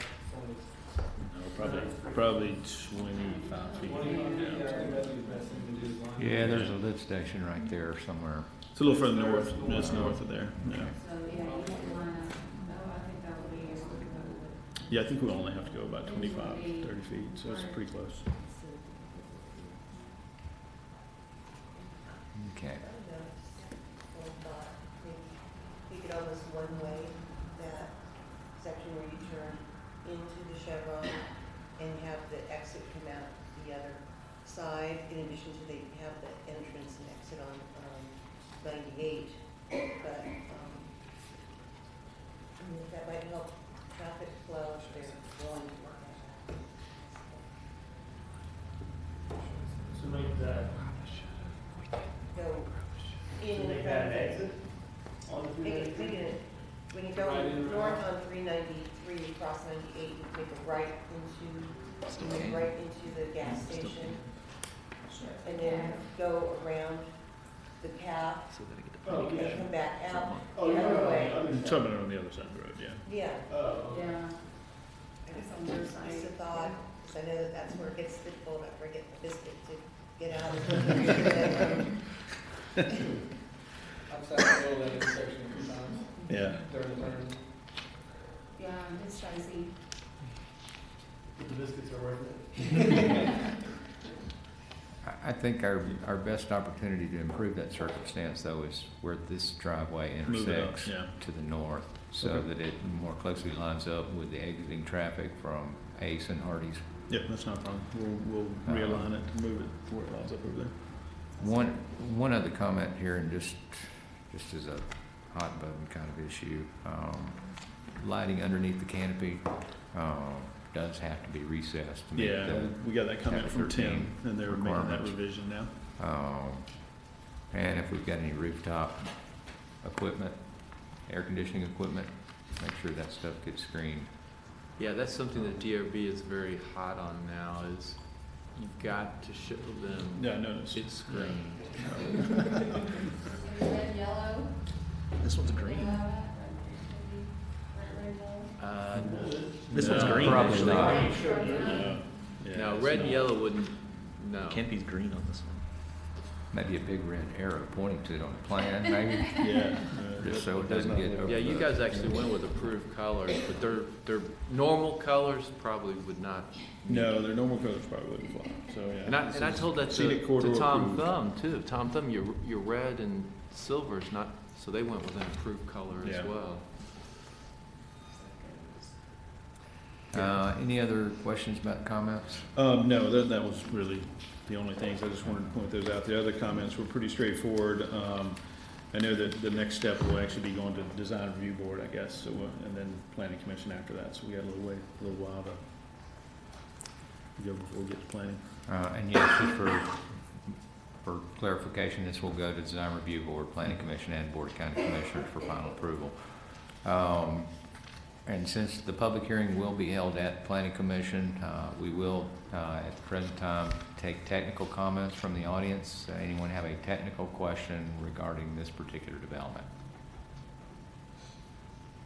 Seeing none, we'll close that portion, and we'll entertain a motion.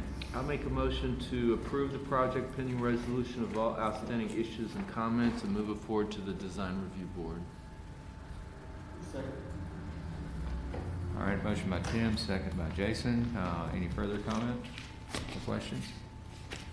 There being none, all in favor, please say aye. Aye. Any opposed likewise? Motion carried. Thank you, Renee. No. Well, maybe. I don't know. I don't know that for sure, but initially the answer was no. So.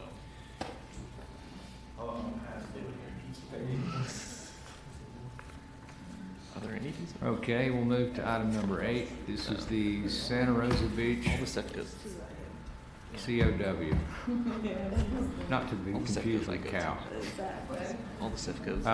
Major development order application being submitted by Verizon Wireless.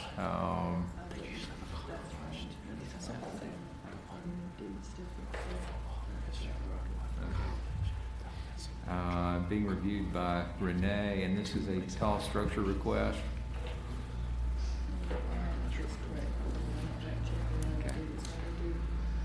Okay, Verizon Wireless is requesting a 120-foot cell tower. The project is located on Seacroft Drive, east of County Highway 393. There is not very many planning comments on this project. The biggest issue they had was not giving us a signed and sealed full set of plans on their survey. They were also needing their impervious ratio. I have actually talked with the engineer on the phone, and they're coming all the way from down south. I told them they wouldn't require to have to be here today, because I feel like they won't have any problem answering any of our planning technical questions. So unless the committee has something else to add or the public, I'm ready to make a motion. This is a major development that is for a conditional use for a tall structure. And the process for that is it comes to the TRC, gets a recommendation for approval or denial, and then it goes straight to the Board of County Commissions for final order. These particular requests, well, okay, we're going to Planning Commission. Sorry. But these particular requests are also governed by some federal laws related to the Federal Communications Agency, and we have some pretty strict development standards that are imposed by the federal government that supersede our county requirements, or that are in addition to our county requirements. So at the present time, we're going to ask for technical comments from the audience on this particular development application. Just a few elementary questions from constituents. Lisa Johnson, temporary communication tower. Does that mean it will be permanent one day? And so how temporary will it be? This particular tower is, they're getting a permit for a year to 18 months is their request. And this is because of the water tower that's very close to that site right there. They're removing those antennas. So this is temporary till they can find a permanent site. Now it is possible that this will be the permanent site. At that time, they'll come in and do a different type of tower. Okay, so y'all would only approve a temporary. Yes. It'd have to come back to become permanent. That's correct. That's correct. This is definitely a temporary tower. And like I said, 18 months would be the max that they're requesting right now. We've told them that within 1 year, they'll have to renew this permit and come back and request us to renew it. Being we're doing it on a temporary basis as part of the technical review comments. So like I said, it is temporary. It's being actually rolled in. This is going to be on wheels to be removed. Got it. 228 Seacroft, did you say that is east of 393? Did I? It is east of 393. Yeah. How far east? I mean, that's a dirt road. I'm just curious. Thank you. Just measure that distance. Probably just beyond the construction that's going on. Yeah, it is, just beyond. And there's an aerial in the staff report too. Almost 1,000 feet. Okay. Here you go. 1,000 feet? Give or take, yeah. It's 5.28 feet for every address number. It's not very far. It's just Okay. east. So. That's all I have. And these antennas exist today on the water tower that is going to be retired. So that's the reason for the temporary request, so they can have time to find a permanent replacement location for those that are on the water tower. Any more comments? Any more questions from the audience? Technical questions? Seeing none, we'll close that portion and we'll entertain a motion. We make a motion that we move this forward to the Planning Commission as soon as all comments have been resolved. A motion by Renee, a second by Bob. All in favor, please say aye. Aye. Any opposed likewise? Motion carries. Can I ask one more question? Yes, ma'am. Is anything sent out to owners that surround that area? Yes, ma'am. At the Planning Commission, prior to the Planning Commission meeting, everybody within 300 feet will be notified. Perfect. And also for the Board of County Commissioners, on this particular one, we're trying to do a joint advertisement for both meetings for the process that we need to get this tower up so people don't lose signal. Okay, that moves us to number 9, Lot 3, watercolor crossings, reviewed by Renee. This is a major development order application submitted by the St. Joe Company requesting approval to construct 7,200 square feet of commercial building along with associated parking and infrastructure improvements on 180 with future land use support order overlay. The project is located on Point Grove Circle, Fountain County Highway 395. Good morning. Morning. It's good to see you, Kim. I'm John Nashman, Connell & Associates. We're consulting engineers for the owner. We've got Kim Weaver here with us with St. Joe. To answer any questions y'all got. Do you have any questions? We'll start there. As engineer, I don't. We've had some discussions with you and got a couple of questions, and we think we can get the comments resolved pretty quickly. One of the things I believe that was on this project about the landscape plan, is that correct, John? Yeah. There was a landscape plan in the PDF copies, even though there wasn't a paper copy on in the file, so I apologize for some of the additional comments that you got. That's all right. I think we can get those addressed pretty easily. Okay. We believe we submitted one, but I don't know where that thing went. Well, you definitely did on the PDF copy because Absolutely. it was in the file. We'll get those addressed. As the majority of the questions from planning was to do with that landscaping plan. Mhm. The other, stormwater, we have one technical comment there. We have also technical comment from South Walton Fire. But there's nothing major I don't see, can't be addressed pretty easily. Comment 2 needs to be updated with the director. And we're aware of that. Directive on We're aware of change the in new, that It went to we have the new language. slightly different language. No, I'm not touching it.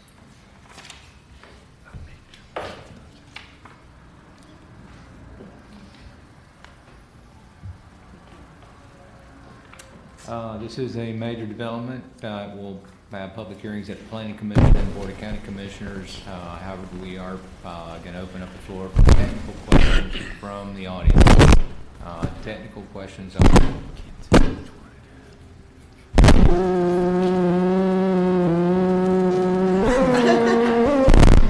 There's that Santa Cruz beach cow.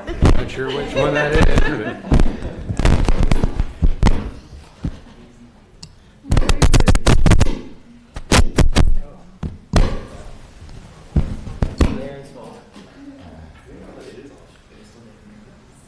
Yeah, I think it's the connector. So.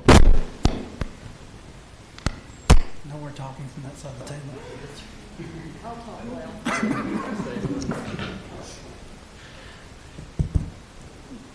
Okay. Any technical questions on this development from our audience? Seeing none, we'll move back to the table here. Any further questions or comments regarding this list of comments in this development? Not from us. Okay. Understand everything that we're looking for? Mm-hmm. All righty. If there are no other questions, we'll entertain a motion. I'd like to make a motion to move this forward to the planning commission once all existing comments have been resolved. Second. Motion by Renee, second by Rita. Any further discussion? There being none, all in favor, please say aye. Aye. Any opposed likewise? Thank you. Our motion carries. Thank you. Thank you.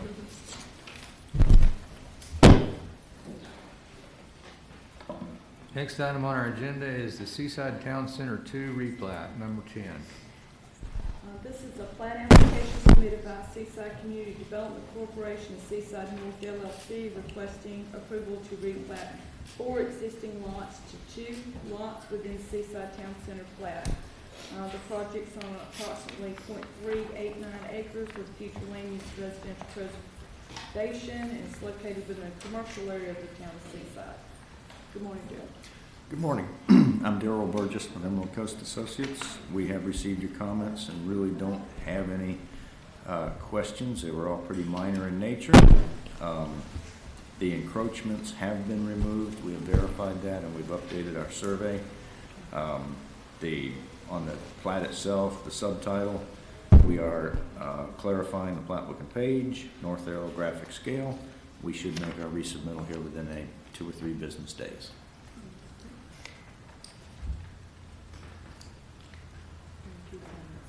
Okay. Do we have any technical comments from the audience? There being none, any further questions from applicant or TRC members? Is that a question?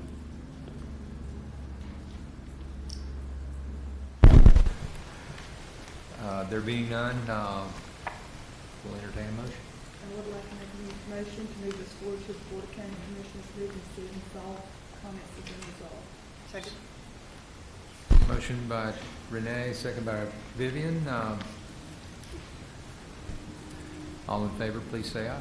Aye. Any opposed likewise? All right. Thank you. Thank you very much. Thank you. And this moves us to item number 11, the Barker Acres replat.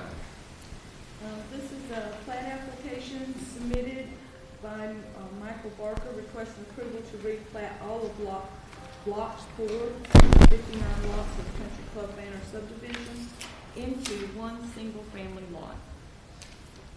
Our major questions on this project was that we did not have the original front page for the signatures of the plat.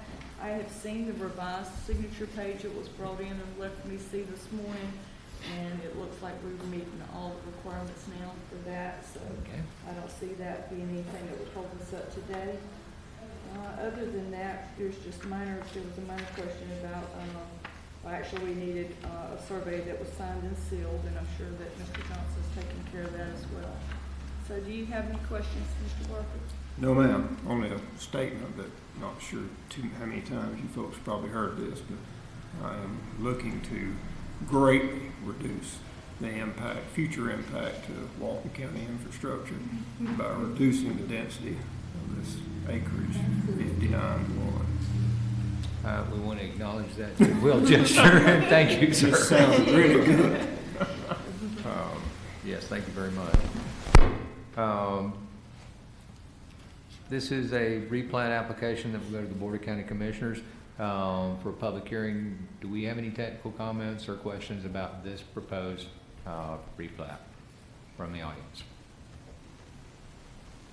Hearing none, any further questions from the committee? From the applicant? No, sir. There being none, I'll entertain a motion. I would like to make a motion to move this forward to the Board of County Commissioners once all comments have been resolved. Second. Motion by Renee, second by Bob. All in favor, please say aye. Aye. Any opposed likewise? We'll move forward. Thanks, sir.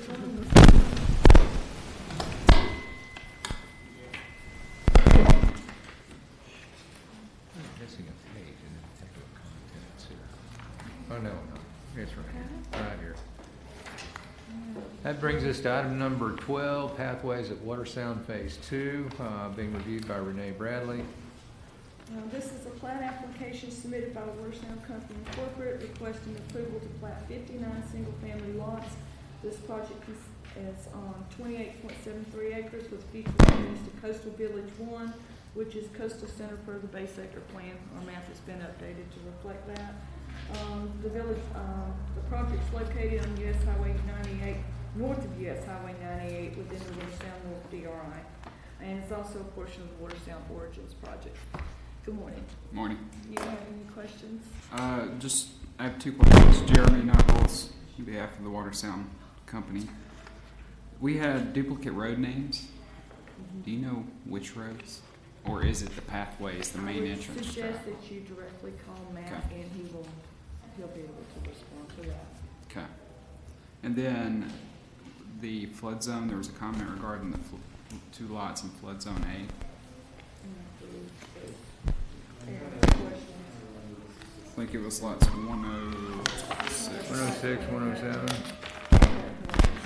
It was lots 106 and 107.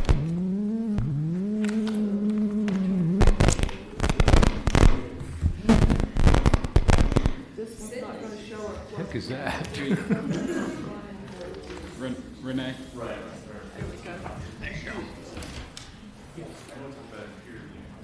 I don't know if the flood zone line was shown on one of the. Well, it's on the. It's not on the site plan, though, because I'm looking at the site plan, and that might have been part of the question. Get back to the comment.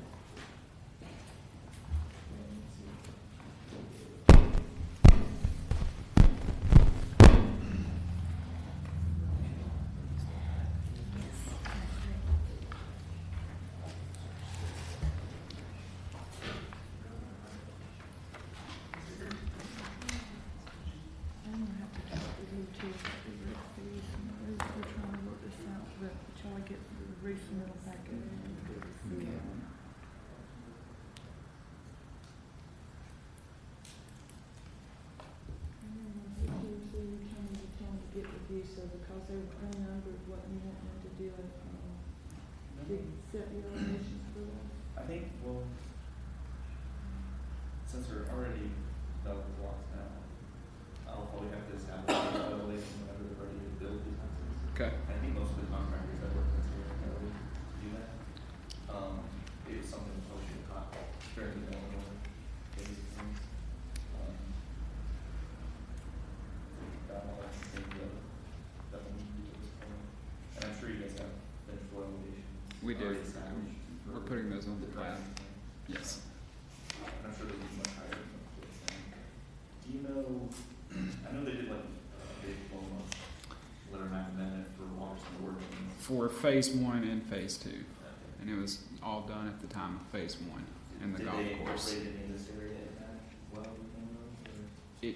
That was incorporated in the low mark for phase 1, yes. So they may not even.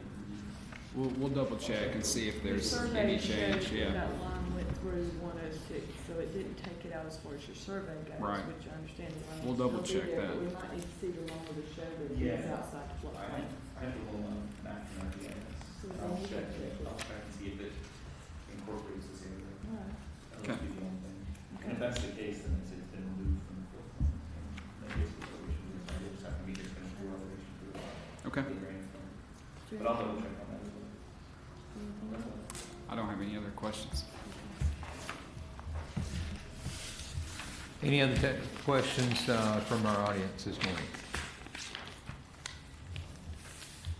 Hearing none, any other questions? No other from the questions. applicant? Committee? I just noticed they quickly picked up the 59 lots that the previous project got rid of. I did see them. 59 1, 159. What a coincidence. They were right next to each other on the agenda. Okay, can we entertain a motion? I would move this project forward to the Board of County Commissioners once all comments have been revised. Second. Motion by Renee, second by Rita. Any further discussion? Hearing none, all in favor, please say aye. Any opposed likewise? This one moves, receives a recommendation of approval subject to comments. Thank you.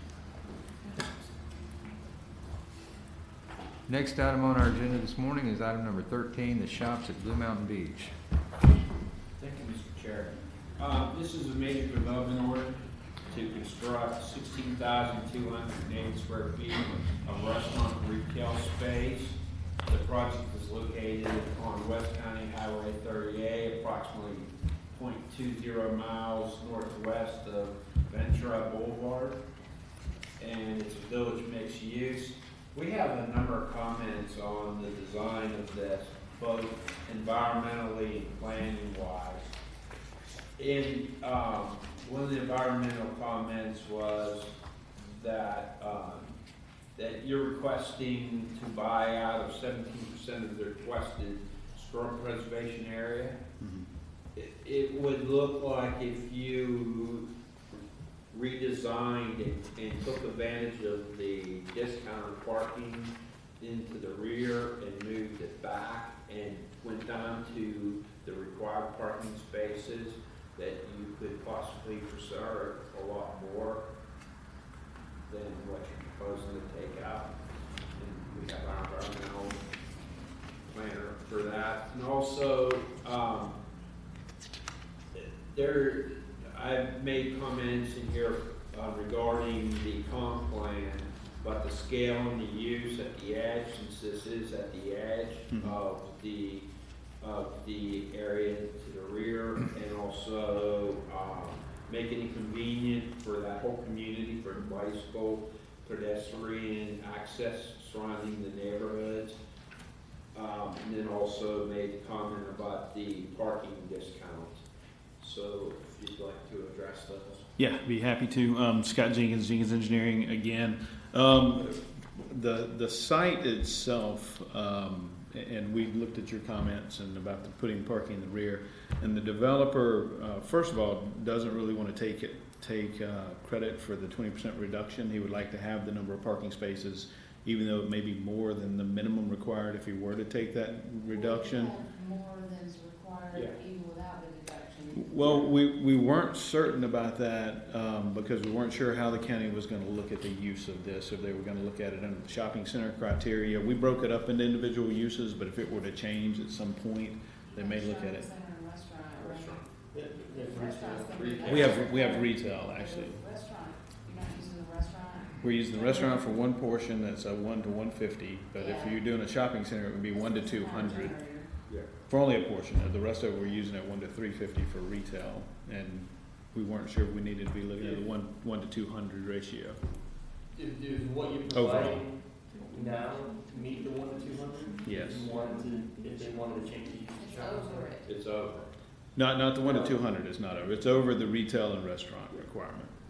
So essentially, it's putting in the parking infrastructure in case The uses change in the future. We were just trying to be as conservative as possible, and usually people like to have more than the minimums required for the parking, especially on 38, so. There's something, the road that's coming in on the residential road on the side that you're accessing, I mean, are we gonna really do this again? You know, we've been through it. I mean, can we look at sort of how that's gonna look when you're coming in there? I mean, I know it's not a code requirement, but, the preservation is a code requirement, but Right.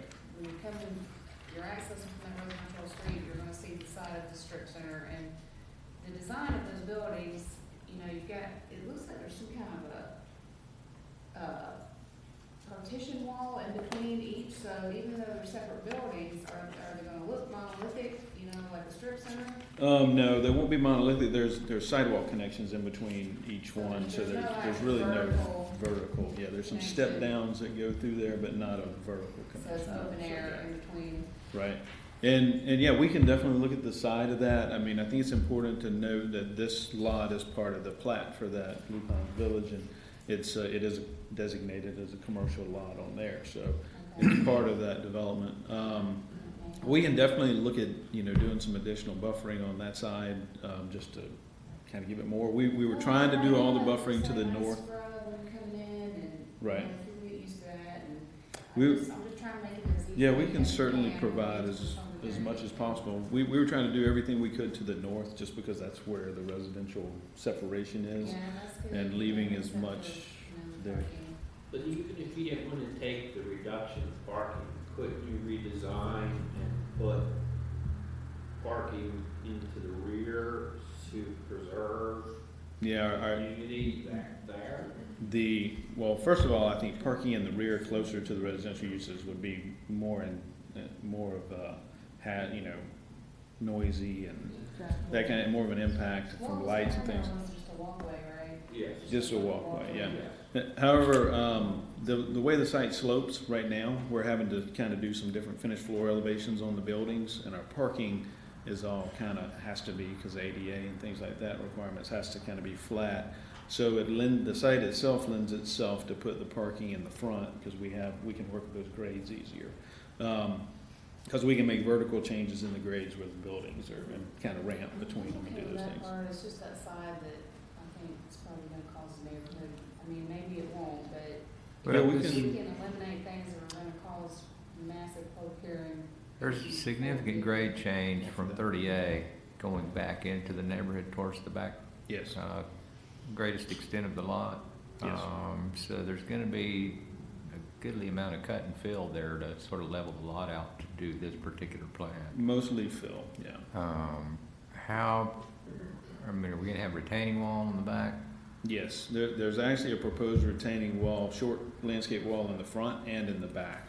On the front side of the parking, and the buildings themselves will have a retaining wall area behind the pathway that runs behind it. And that was the request to show it on your resubmittal profile. Yeah, cross section, yeah. How much of a cut is that gonna be at the back? I guess at the landscape buffer is where this retaining wall is gonna be proposed, in the backside? Yes, yeah, it's a few feet off of that to allow for construction of it, but yeah. It's about, it varies from building to building, but the highest location is probably about 3 feet. 3 feet? How are you gonna deal with it's the, landscape kind of stuff. That is white sands. Yes. the No, subdivision? it's north. It's not in that protection zone. all. No, it's not? No, it's just right outside, but it is, I mean, it's sandy, like, Oh, yeah, it's yeah. good perk rate. Yeah, it's, stormwater shouldn't be an issue No. there. Yeah, that's what Will you be proposing speaking on this? I'm sorry, I didn't interrupt Andy. My question was, how are you going to deal with the neighborhood on the entrance modifications? The owner is working with the HOA. It's not really an active HOA there, but he's working with the representatives to come to an agreement there. That is one that has a voluntary HOA. Yeah, so well, obviously we'll provide you guys documentation that they've come to an agreement on that. When you're having community meeting, I'm already starting to get calls on this from people I know in this neighborhood. Right. I'd rather not receive those calls, but they have my personal cell phone number. I'd rather those folks come to this table and talk about these issues here. But that's one of the questions. We don't have an HOA formally. Right. Who's going to approve these modifications to this part of the plat on behalf of the homeowners? Yeah, that's a great question. I don't know the answer to that other than they're gonna have to go talk to property owners within those. And one question that did come to me was, is there gonna be some kind of community meeting where we talk about this development and the changes to this portion of the common area? Community meeting that's set up by the voluntary HOA or by?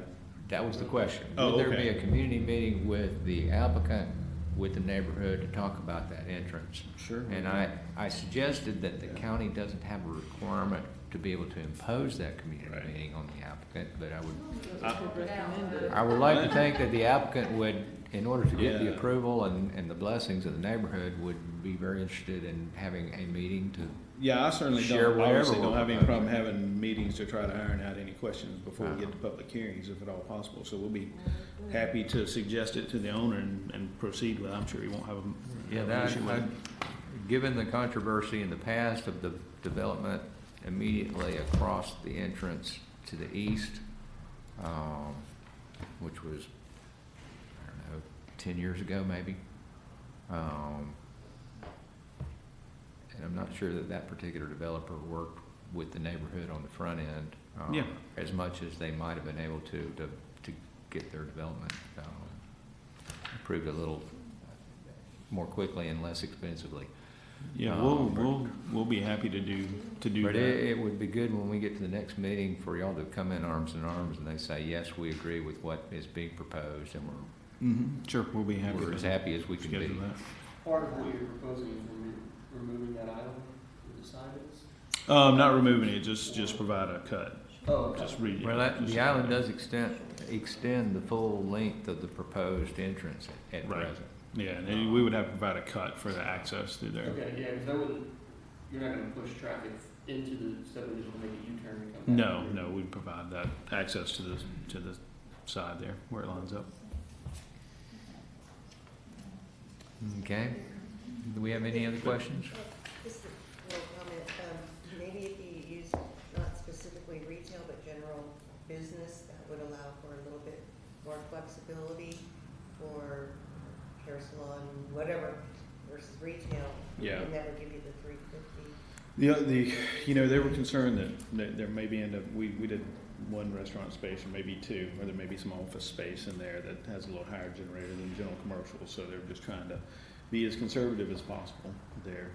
And I also think that it would be less intrusive to have the parking on the front of this specific development because everything is to the north of it, that's residential. The thing is that Low Scrub really provides no screening, and preservation's in the back, so if you're in the back there, and it's sloping down towards 38, so. Yeah, that back there is actually sloping up, and that scrub right there is pretty significant. It's pretty big stuff, so it's thick back there. So we're just trying to provide as much as we can in between the two uses. But we'll be happy to look at providing additional buffering off of that access road. Talk to the neighborhood, talk about that building design and talk about the side road there, and make sure that everybody's on board. Okay.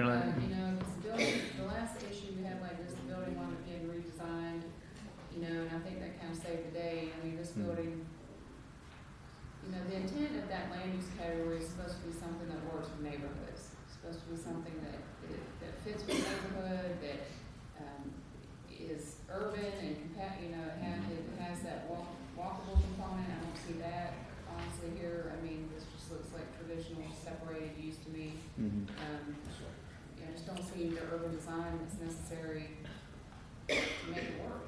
I think we want to have a road to go down if you get that. Yeah, and that might be, I mean, I have some personal knowledge of this particular neighborhood. There are always people walking in the middle of the street there. People walk in this neighborhood a lot. They don't have any pedestrian facilities. There's no stormwater facilities. Up the hill from this particular development site was one of our April 2014 severe flooding areas. The place had never flooded before that anybody could recall. But so the neighborhood's kind of sensitive to any change. And as Kristen suggests, BMU is supposed to support walkability.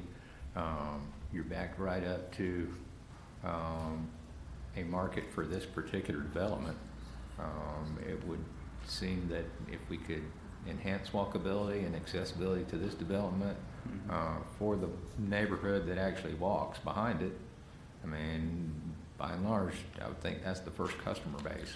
Yeah, that was one of right behind Tim's comments, I think, was to provide some access along that the sidewalk, basically. Yeah, which is, oh, I'm sorry, Bob. I'm sorry, I'm getting my project. Sorry, Bob.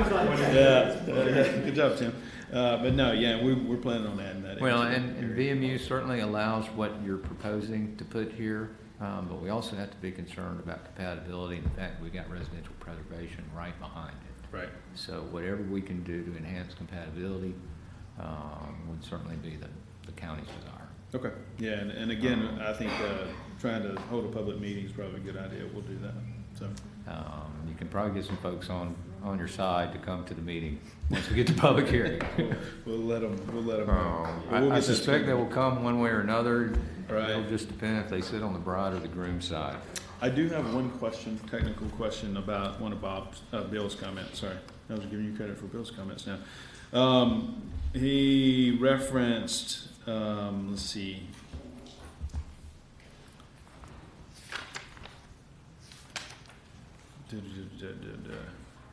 Per section 1302.00F, walls are prohibited along Route 30A. The planning department will need to clarify if this applies to retaining walls. I would assume that if it does not extend above the finished grade by any chance, it does not apply to that. Is that correct? That would be our interpretation, yes. Okay. That those retaining walls would not be considered walls prohibited by the scenic corridor. Okay. Yeah, I think that's in the fences and walls section. It is, but it's pretty vague. I mean, it just says walls and, yeah, but these are not vertical. It's not a wall, it's blocking. It is. Maintaining it, that was the determination. Yeah. So, I guess I can finally ask my question.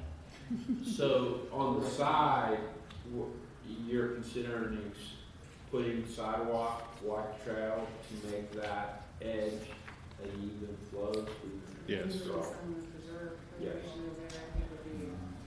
Yeah, we will increase the buffer like you're talking about on that edge and provide a sidewalk, but we'll also get input from the folks back there. Now, one last question from my chair. How are we going to access the multi-use path?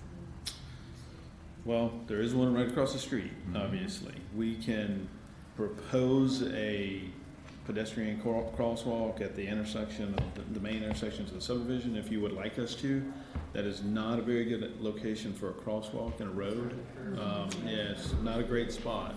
Can we, just a recommendation to get with Public Works and to see how we might safely access the multi-use path in that location? Yeah. Or within some distance of this location, just so, because we're gonna get people crossing the street to come to the center. Whether we want them to or not, they're gonna do it. Right. And so we need to anticipate that and find the best spot possible. Okay. For that interface. Retaining wall right next to the driveway, and then on top of that is the landscape buffer. It's actually the retaining wall is closer to the yeah, it runs along that. The back, so the buffer's in front of it, so you're not gonna see like No, it'd be this little stacked stone, what are they called? You know what I'm talking about? Landscape. Yeah, the landscape walls that are stacked, brick that stack on top of each other, yeah. But the buffer will be in front of the wall. Correct. The road, buffer, then wall. Correct. Very good looking wall. Yes. And that is you're not using natural material there, natural scrub? We are not planning on it, no. Oh, you have to on 38? No, it's mixed use. In the mixed-use center, it's not, actually, the 20-foot buffer is not required. They're doing it just to make that transition, but they're not planning on doing that there. I was thinking Right. about that. Even though that might not be required, we highly recommend that as a goodwill gesture. We're doing the 20-foot buffer, it just won't be native vegetation because of the grades out there, but it'll be. You'll be able to do something to where you're not seeing that wall. Oh, yeah, yeah. hanging across there. Yeah, it'll all be landscaped across the front. Okay, so what we could do that? It's gonna cause us a lot of grief. Maybe not. Yeah. Maybe not. Maybe not. I'm pretty good at public. All right. I'm pretty good at that stuff. We'll see. Okay, do we have any other technical questions from the audience on this proposed development? Yes, ma'am. I have one. You talked about the parking earlier. Does your parking plan take into consideration not only parking for customers, but parking for employees? The parking requirements, am I supposed to answer this?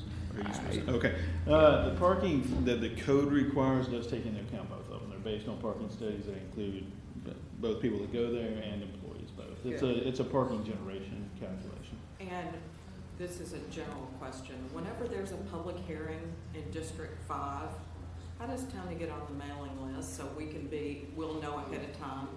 The only public hearings that occur outside of the ones we conduct here for minor developments are advertised in the newspaper, and they occur at the Planning Commission, Design Review Board, or Board of County Commissioners. Each of those notifications appears in the Defuniak Carroll legal section every week. All of our meetings are published in there. But we'd be happy to send an agenda to the Commissioner's office for each one of these. Whenever it goes out to that 350-foot, we need it because I get bombarded. Well, the notices within the 300 foot are sent out by the applicant, not by the county. I knew that, but so there's no way to just blanket us anytime a notice goes out from the applicant, if it's in District 5, to include our office? We can figure out how to keep you informed as to what we don't always control the timing of those notices. They have to be sent out not later than, and they're sent out by the private applicant. They're required to deliver to us evidence that those notices have been properly sent and all the details supporting that within 5 days of the proposed meeting that's being advertised. So we don't get those on the front end, we get them on the back end, but what we can do is make sure that we can send you the agenda, or the advertised agenda, and identify what projects would require the public notices, so you can see exactly what's coming ahead. We'll figure out a way to keep you very much informed.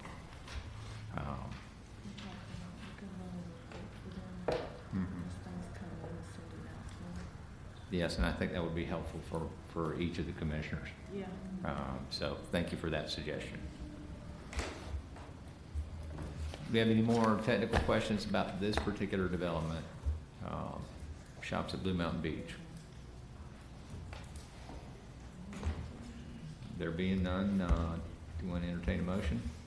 Sir, pending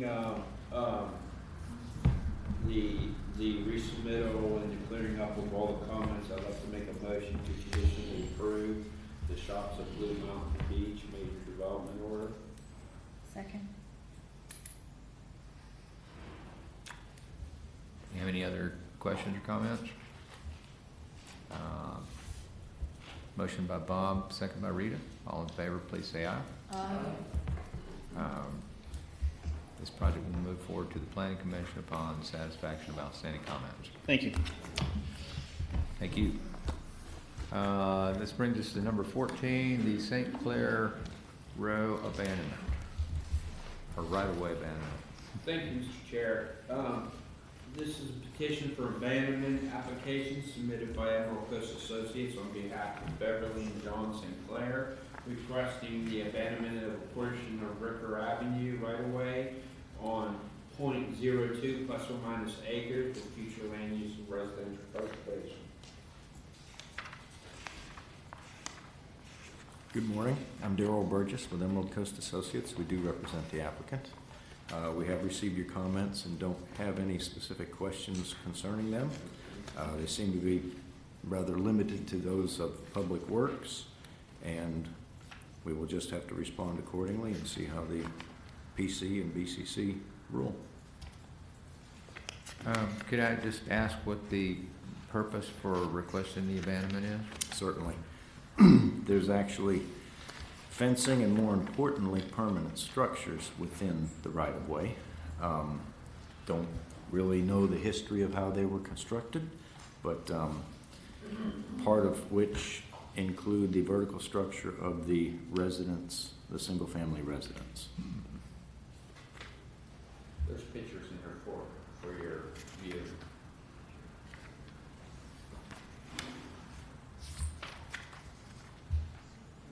So that side of the house currently sits in the right of way. A portion of it, yes, sir. Yes.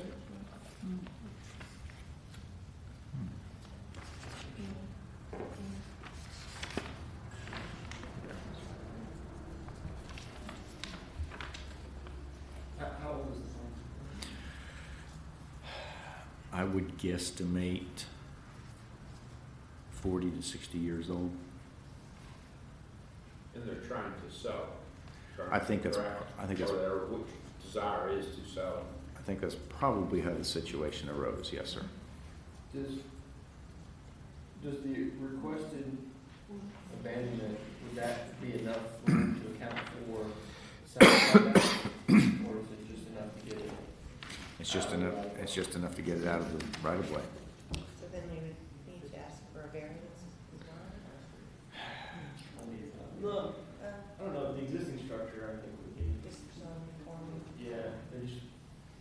I think it depends on the title company. Some title companies would find an issue, others wouldn't. I think that when they initially talked to me, I think they said that if this was successful, they may consider that option. Okay. If it was beneficial to. About a variance. I don't see how you The ideal would be to get clear title insurance, and then you come back and say, well, you don't meet the side setback. You're gonna have to variance for us to do it. and there really wouldn't, what we're requesting is really the kind of the minimum amount necessary for the house, but I don't see that we could possibly acquire any more of the right-of-way out of Ricker Avenue. You'd actually get into the pavement if you tried to create a large enough parcel to be conforming in a setback. And can I point out on the description sketch, because it was a little confusing to me at first, we're not talking obviously about the grade area. If you look, there's a black bar, and it's point of beginning, abandonment, and easement there, arrows pointed at, so don't get confused with the gray. The gray is just showing the road. The actual pavement. Yes, ma'am. Yes. And it's a 7-foot wide strip that they're requesting. It's in dark black. What does Public Works say? They're responsible for the typical. Did you speak with them, or did they have any other comments? I did not personally. Dean may have. No, their standard position is they're never really in favor of relinquishing right-of-way, and we're just going to have to let, like I say, the PC and BCC see if this is I was wondering if agreeable to them. a right-of-way agreement. I'm sorry? I'm wondering if a right-of-way agreement to allow these improvements to remain in the right-of-way might be an alternate to abandoning the right-of-way. That could very well be. I don't know if our clients have considered that option, or if we're even aware that it could be. But and that would, I think that would eliminate the need for the variance after the abandonment. Follow. There's an agreement to allow it. Okay.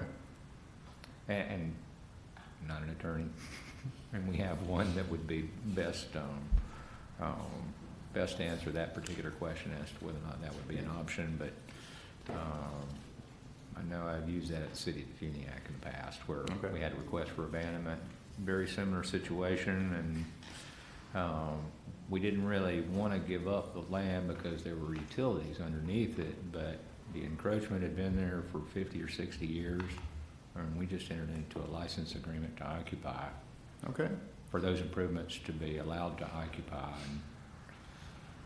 Let me make that suggestion with our client, talk with Dean about it, and see if we, potentially revise the application.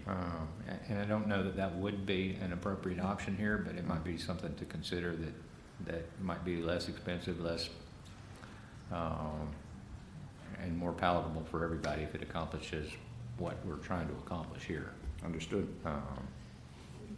Just as another alternative. Okay, good suggestion, thank you. One other question here. It's hard to see. How much of the house encroaches into the right of way now? Well, yes, and it, about 1.5 foot, yes, ma'am, correct.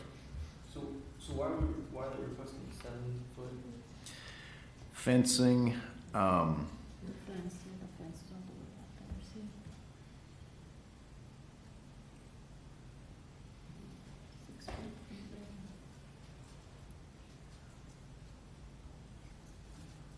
Sort of looks like the extent of the fence is the extent of the northwest corner of the proposed abandonment area.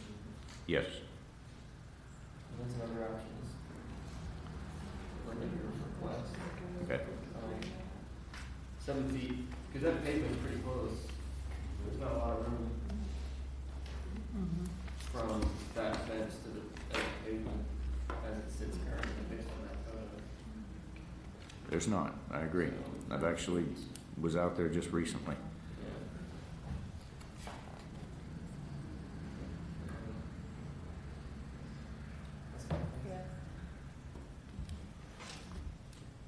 Okay, but with regard to the actual application for abandonment in front of us, it appears that the process has been followed according to county procedures up until this point. We typically don't take a position on abandonments. We leave that up to Public Works. We come in on has the process been followed correctly. Understood. And I think that's where we are today. Certainly with the suggestion there might be an alternative here to consider on the side. Right. Do we have any other technical questions about the proposed abandonment? And we do have the standard Public Works recommendation reserving the proposed abandoned area for future county use. That is the standard comment. We have any technical questions from the audience? There being none, do we have a motion from the committee? I initially had a motion to recommend approval of the abandonment, but if you said we don't do the abandonment, we can make a recommendation to move it forward in the process. I think that'd be appropriate. We have a second? One second. Motion and a second. All in favor, please say aye. Aye. Any opposed likewise? Okay, this one is moved forward. Thank you, Darrell. Appreciate it.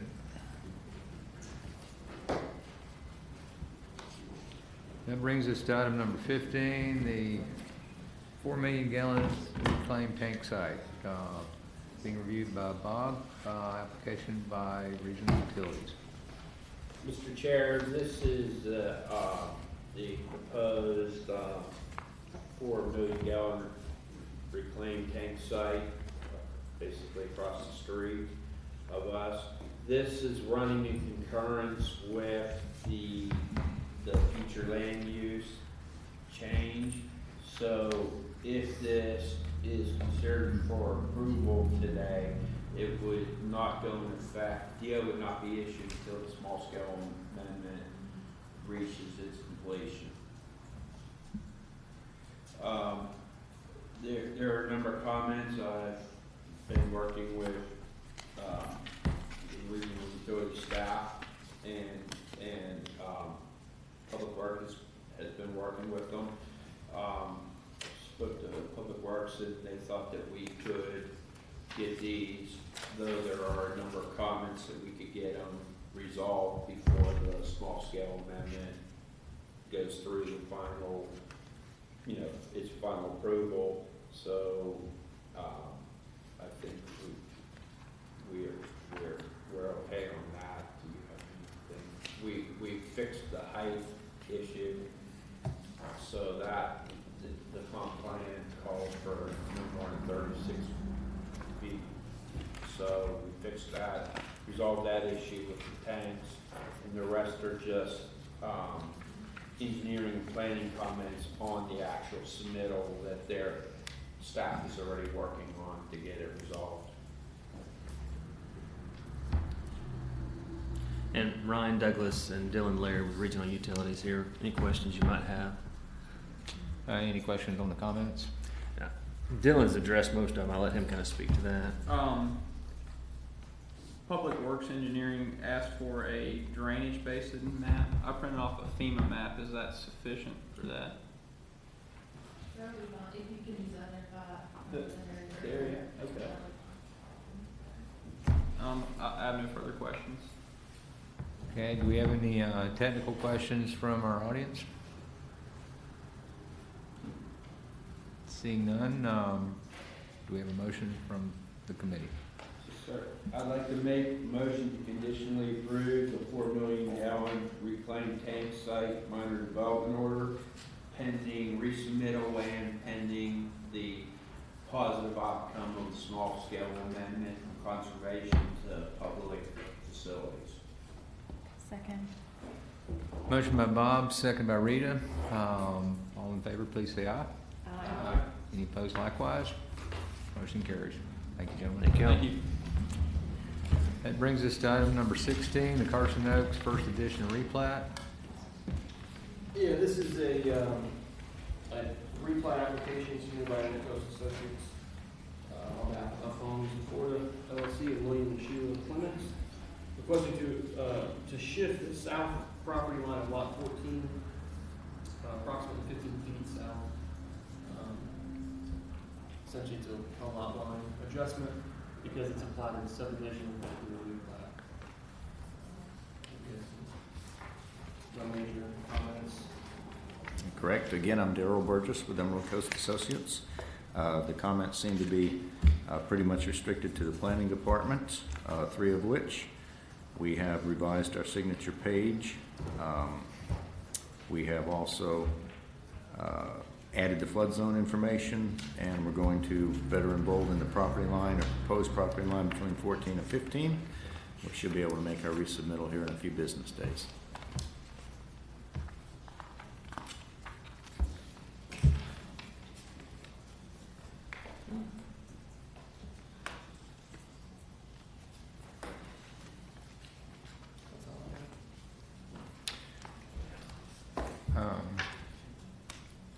Any other questions from the committee? All in favor, or let's entertain a motion. Do we need public comment on this? Do we have any other technical comments from the audience on this particular item? There being none, do we have a motion? I make a motion to approve the project pending resolution of all outstanding issues, comments, and move forward to the Board of County Commissioners. Second. Motion by Jason, second by Renee. All in favor, please say aye. Aye. Any opposed likewise? There being none, motion approved. And that brings us back to item number 5. We had deferred a little bit earlier. Do we have anybody from ECM?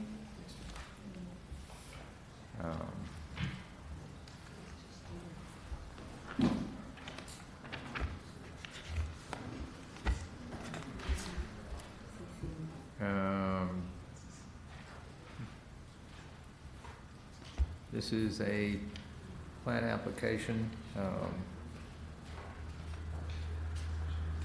being reviewed by Rita. As we don't have anybody in attendance from the applicant. Do we have a discussion of this particular development? That's pretty straightforward. First comments. Minor. Minor enough? Yeah, they just need clarification on a few things.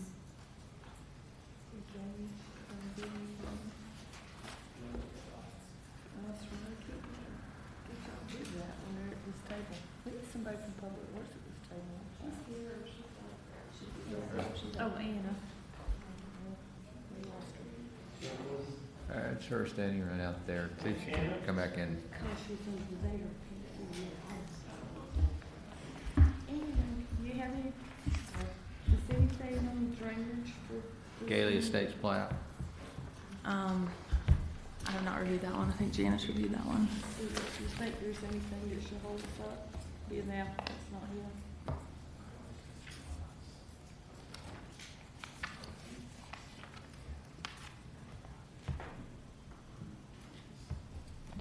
It's just a plat. Well, we've got like 6. Yeah, it's a 2014.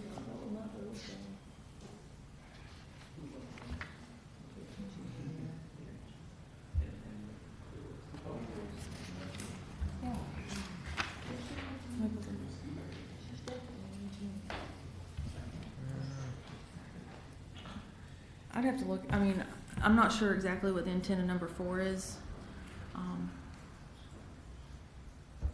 But I would say if we could get it resolved, it wouldn't hold up the project. No. Yeah, I believe that. I mean, I haven't looked at this one, but I would just say that we could probably get that resolved without holding the project. Yeah, that just looks like a labeling question. Yeah, the drainage easement and landscape buffer or wetland buffer, they were showing a little bit different on the DO plans than on the plat application. Okay. And that was through other departments too that we made comments that they need to clarify that. Okay. But Okay. I think it's all mainly clarification. They need to provide final inspection, HOA documents, standard plat questions that we typically have, nothing major outstanding. So these are all issues that can be addressed prior to scheduling for final approval? Yes. Okay. Do we have any technical questions from the audience on this one? Being none, do we have a motion? Yes, motion to approve the Gailey Estates plat, subject to all comments and conditions being met, and move it forward to BCC. All right, motion by Rita, second by Bob. Any other questions or comments? There being none, all in favor, please say aye. Aye. Any opposed likewise? Seems approved to move forward. Thank you. And that concludes our agenda. We have a motion to adjourn. Second. All in favor, please say aye. Aye. 11:22. I make a motion to go to lunch.